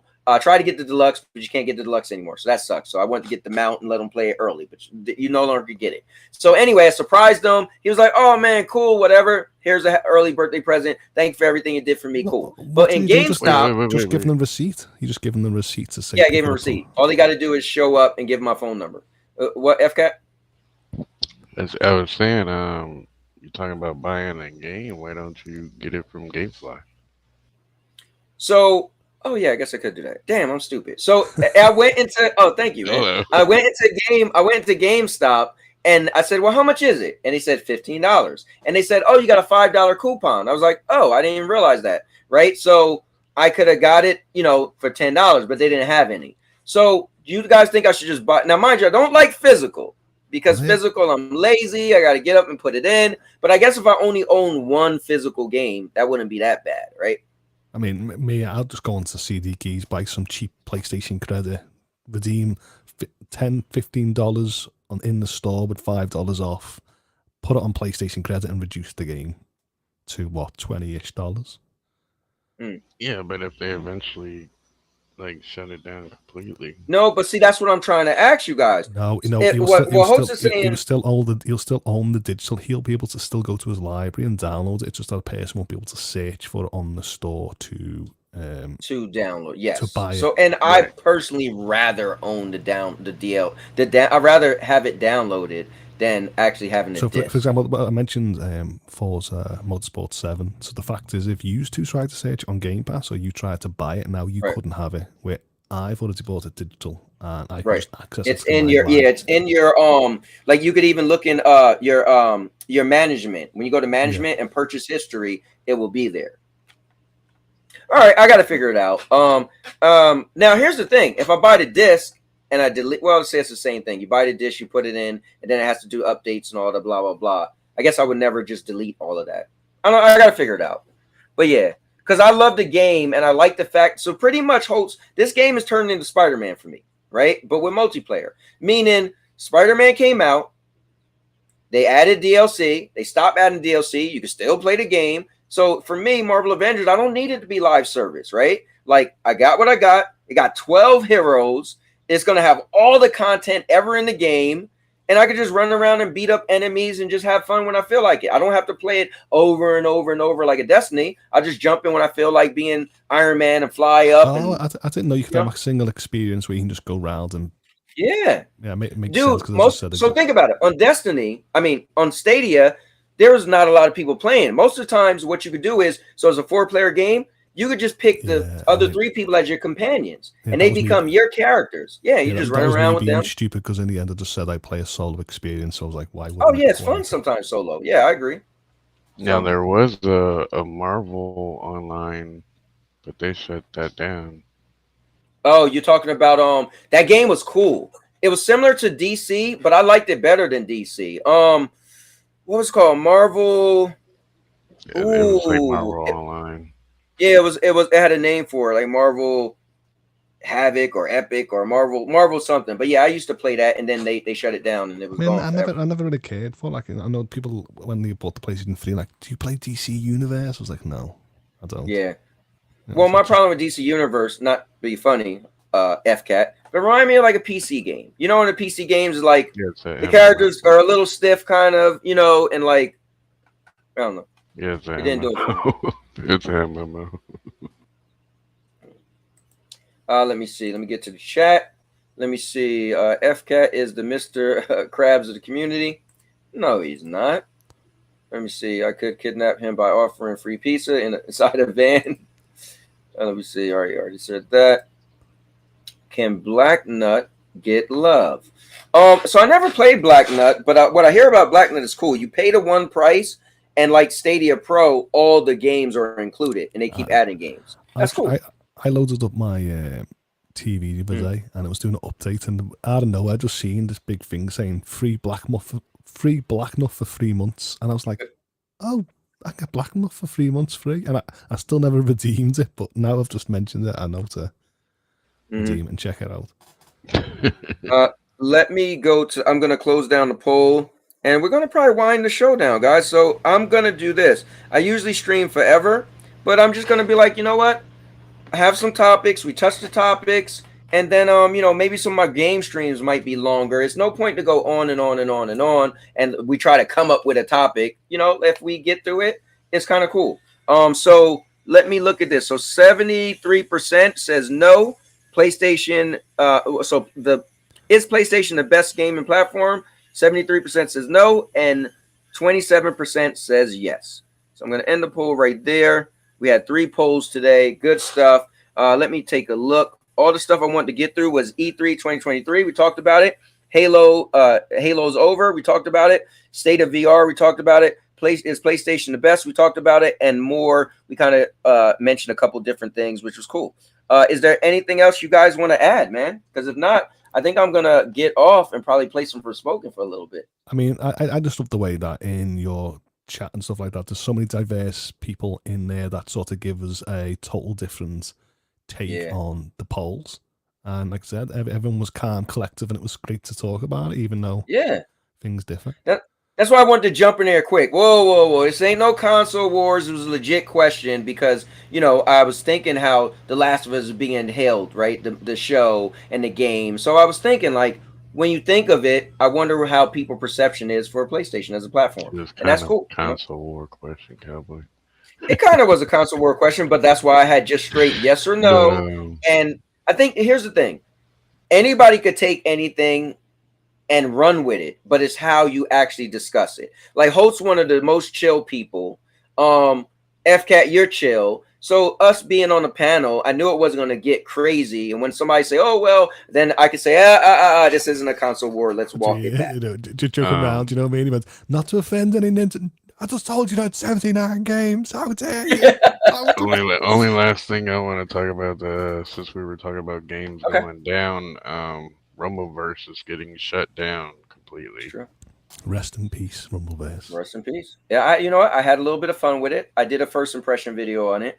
And, think about it. A battle royale that's a wrestling game or a wrestling battle royale. It was cool. You hit people with chairs. You had super moves, slamming people. It was cool. But it was just something off about it. It was a cool idea, but it wasn't something it made me want to come back to. So, Yeah, I played it once, maybe a little bit. It was, I didn't have much. I didn't think it was going anywhere.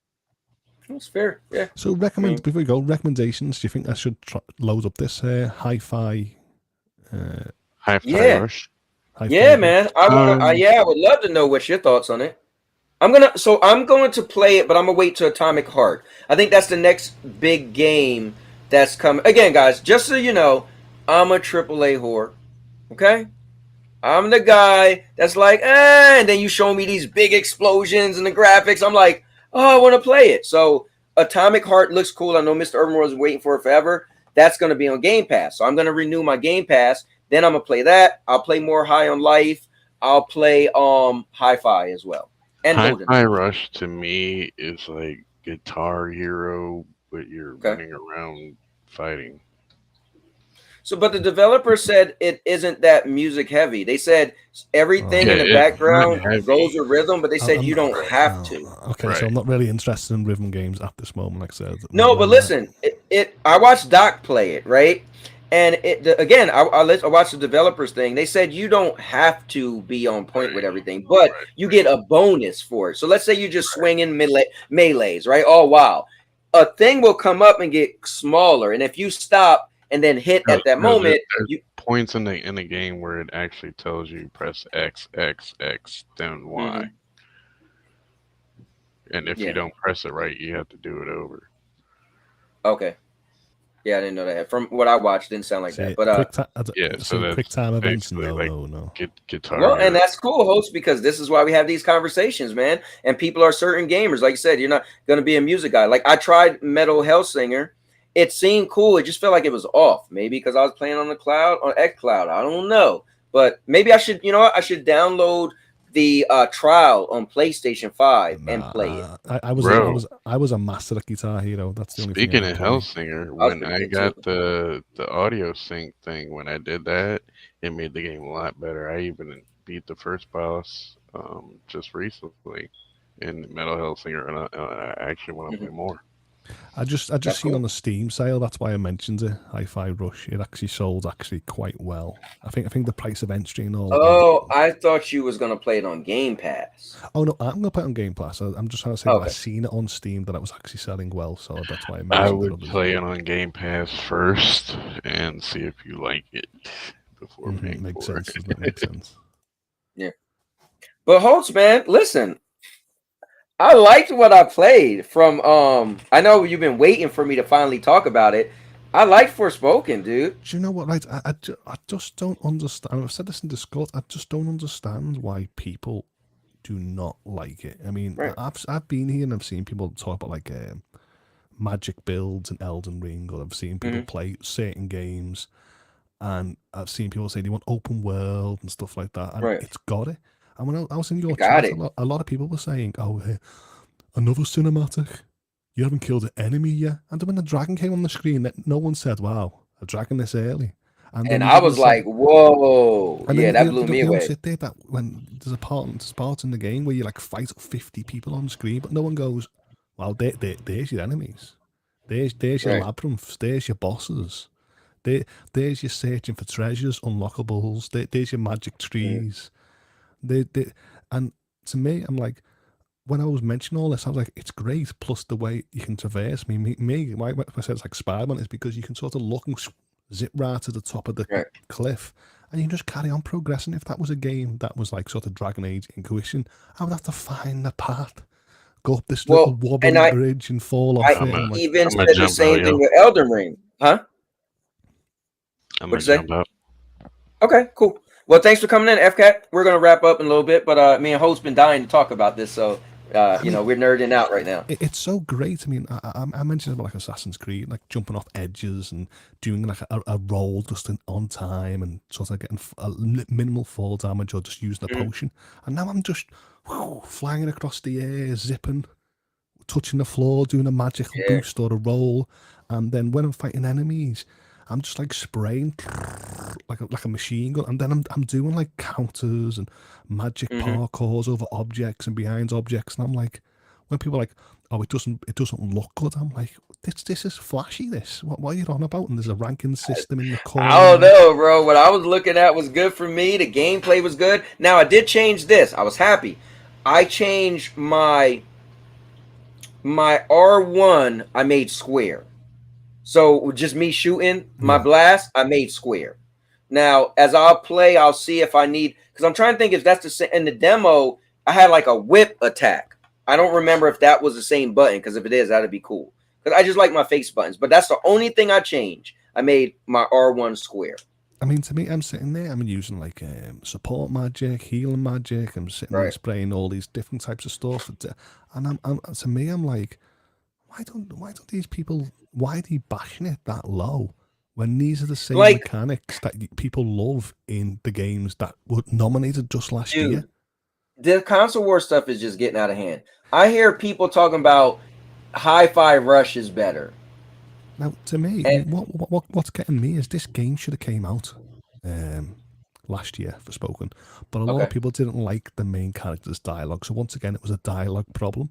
So if this right. game came out last year, I would have thought it would have got more love in the competition space. But because people are so used to God of War's graphics and Elden Ring's open world, they've Right. sort of put these masterpieces and shoot down everything in between, Yeah, right? but I feel So like this rivals Elden Ring's open world, because what I I did in feel. Elden Ring and what I did in this, like in Elden Ring, you need your horse to hit and it's only specific spots that the horse could jump on, but she could just go up herself. And like I said in the demo, I looked up and there's a mountain. I said, Well, dude, if I could climb on this mountain. And when I I'm, did it and it was another mountain, I said, no way would a video game let me go this high. And it well, let me go that high. I It mean, I blew me mentioned this away. before in the Discord. I mean, Breath of the Wild was one of them games where you could climb up any mountain, climb up any object. That when Okay. Horizon came out, you had to jump on certain ledges, and it became so Right. fatiguing and boring. So when I mentioned even before I played for Spoken, I need the games where you can just zip up stuff, climb up anything like Assassin's Creed these days. So now when I play for Spoken, I go, wow, that's a very high mountain. Right. You just Yeah. traverse up, and then sometimes your character's going forward roll, and it just looks so flashy. Yeah. And Yeah. people go, well, Holt, that's all it is, flashy. But I'm like, what do you want me to do? Walk around the mountain for 2 hours? Yeah. Slashing Like, I certain don't know. enemies. Like, what do you want? What do you want? And I've Lion, been when there. you play the game, let us know. Because Lion said he just bought it on I've sale. been there when I'm traversing the map, right? And then the sort of breaks heavy, and then it goes like into nightmare mode where you got like hard bosses, and then I'm not ready for this today. I'm going somewhere else. But then people go, I don't see you with any enemies, and I'm like, no enemies. I've killed loads of enemies from Listen, one I chapter had to another chapter. a ball fighting that dragon. All right. That was cool And, as hell. and what's so good is, right, because you can scan the area for treasure boxes. I'm like, wow, there's a treasure box there. So I got my own way to get it. And instead of dying, jumping, I'm still getting fall damage, but I'm still progressing. And I'm like, I'm gonna get that box. I'm gonna get that box. And I get the box that's on top of it, and I'm like, I feel achieved that the Right. mechanics are helping me find stuff Yeah. in a way where it's not, I've just fell into lava, dead. You know, you can die from fall damage and stuff that can kill you. I just feel like the traverse mechanics are just amazing. And that when I play Elden Ring, I mean, I've got it on the Steam Deck and I've got it on PC, that I feel like it's going to slow the game down quite a lot. Because when I'm playing this game for Spoken, I'm zipping round. I can't touch me, dodge, parkour, flip off the guy's head, have this bind spell, have this, spell that you're getting bind to the floor. And I feel like I'm just doing all these stylish moves that makes it look cool, that if I go back to a slow game now, I'm like, I'm like, Lion said it's all because the game was expensive. Because K9 was saying, oh, if it was a $40 game. And I'm like, yeah, I don't know, man. I look at when I was, again, remember, I had game locked this game, meaning on GameFly you lock it. So this was a game I was looking forward to. So me personally, it looked like that AAA game to me. To me, it has the AAA game feel. Like, I don't know why. Like, I paid full price for mine in the sense that on credit, and I don't, in my mindset, I was like, oh, wait till Cowboy plays it first, and this, and I just went, nah. It's a game that when I'm looking at, I'll now enjoy. So I didn't want to spend money, but I went, nah, I'm not letting these guys get ahead first. And Hey, Holtz, I'm getting tired of you getting ahead, man. The only way I'm gonna be able to beat you now is in wrestling. Yeah, that's it. So tomorrow I'll be like, take this, getting him fired at them, he's Spoken.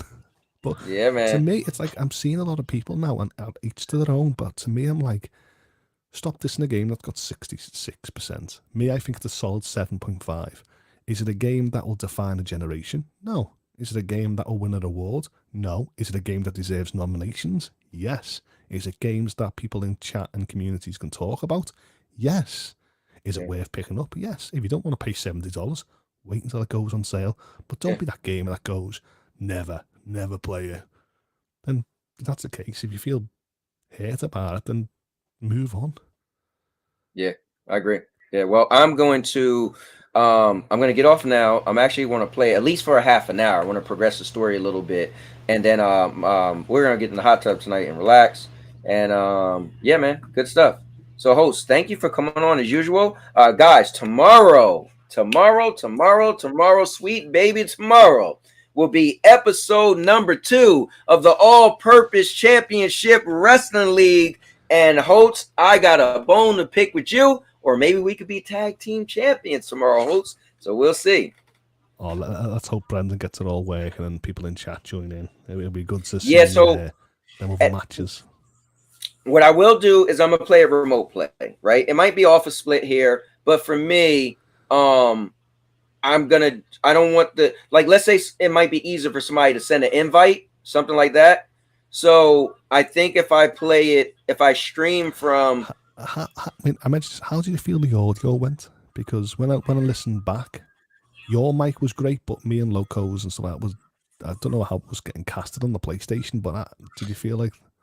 I could hear you guys great. So I don't know how everybody else was able to hear you. I didn't, when I said testing 1, 2, 3 and you guys spoke, you sound pretty good to me. Oh, well, so I don't. It's probably a streaming thing then, isn't it? That the PlayStation, something like that, or something. Yeah, maybe test that out. Or maybe you could. Well, I know each individual person could turn their mic up. I don't know. I got to really think about it because I know remote play is a little weird. But I did find out last week that you can do remote play chat. So I realized that I had the mic off. So I'm thinking of playing remote play. That way, let's say if it crashed for whatever reason, my stream won't crash. Then we don't have to start over and all of that. Make sure that tomorrow when you announce it, make sure you say give people a heads up the PlayStation 4 version. PlayStation 4. Yes, I will. So. Yeah, I will. Yeah. So as long as they have the PlayStation 4 version or the PlayStation 4, PlayStation Plus, PlayStation 4, we should be fine. So, yeah. But starting March whatever, except March 17th, it's all PlayStation 5. If we're going to be playing, it's going to look gorgeous. I hope it looks gorgeous. I hope it runs really smooth. Yeah. Well, I watched, they got a trailer for Cody Rhodes. I got to start putting it in chat because you're into it now. But, yeah. And honestly, last year I took the day off. So I think I'm going to be doing the same thing. Yeah, man. thanks for letting me on, and I'll let you close off. I'm going to actually play a little bit of spoken myself, I think. You know, all right, host. So enjoy. Bye-bye. All right, later. All right, guys. Thanks for tuning in.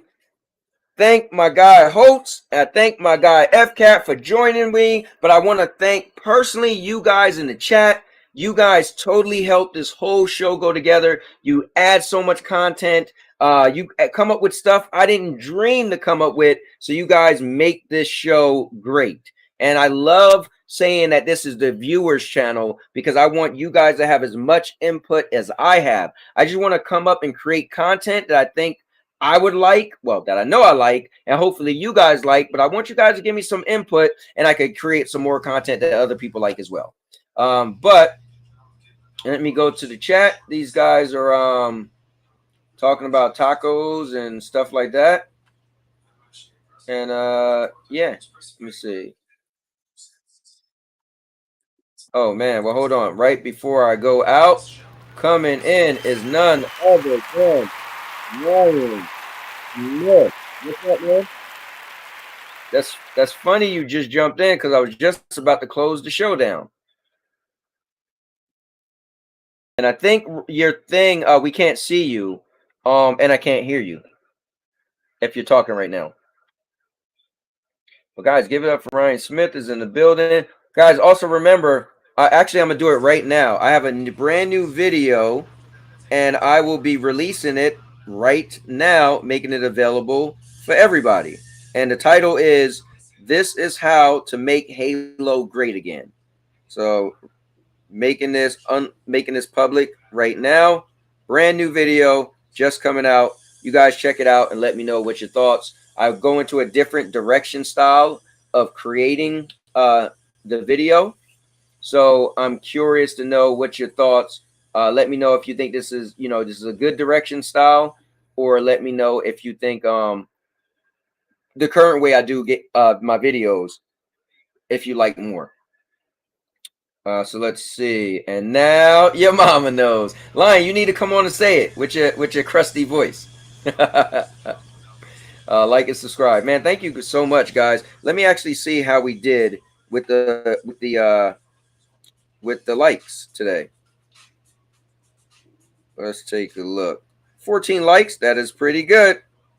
That's pretty good. Oh, and I know ISO is on right now. Cool. Good stuff. I got to check him out, even though he left the Discord. All right, hold up. Ryan is coming back. All right, so let's see. Ryan, I don't see you, but I wonder, can I hear you? And I still cannot hear you. Whatever you're on, if you look in the upper left-hand corner, there should be a lock. Click on that lock. Like, let's say if you're on your PC or your phone, click on the lock, and you got to give your camera, whatever you're using, you got to give it permission. So you give it permission, and then it'll allow you to be a part of this. Let's see, guys. Also, I'm going to pull this up. Just remember, for me, I'm just into gaming altogether. So I love to have these conversations. But just remember, gaming without limits. Play the platform because you have interest in the games. For me, I say don't play the games because you have interest in the platforms. So if you put the games first, you can't lose, So personally, let's see. All right, let's give Ryan one more chance to jump in if he has something to say, but I want to close out. And look at Lion and Mr. Urban World talking Spanish. Let me see. He said, Lion is lying over here, cowboy. He doesn't like me. Well, you know how that goes. I'm about to hop over there to see what ISO is talking about. Yeah, I'm going to hop over there too. And see, I'm going to see how mad he is at me. Mr. Urban doesn't like my channel. Oh, man, that's not good. That's not good. Oh, he tried to join earlier but couldn't. That is interesting. Let me see. All right, guys. Well, I'm going to close out then. With that being said, guys, thank you for being a part of the channel. I'll see you guys tomorrow. Remember, I'm going to stream. Oh, I meant to ask Holtz that. I'll ask him. So I'm either going to go 5:30 or I'll go 6:10 after Obi Rose, a half an hour later. But it all depends on hosts. If hosts need me to start on time, I'll start on time. If not, I'll be a part of Obi's show and then I'll start. But with that being said, guys, if you want to play some wrestling, make sure you join the All-Purpose Championship Wrestling League tomorrow, the AWL. It's going to be epic. We're going to put the big belt on the line, do some tag matches. So it's going to be good. But thank you guys for being a part of this. I'm not sure what Thursday's show will be about, but it's going to be epic. And with that being said, and now your mama knows. And now your mama knows. Bruce, unleash the baby god dragon.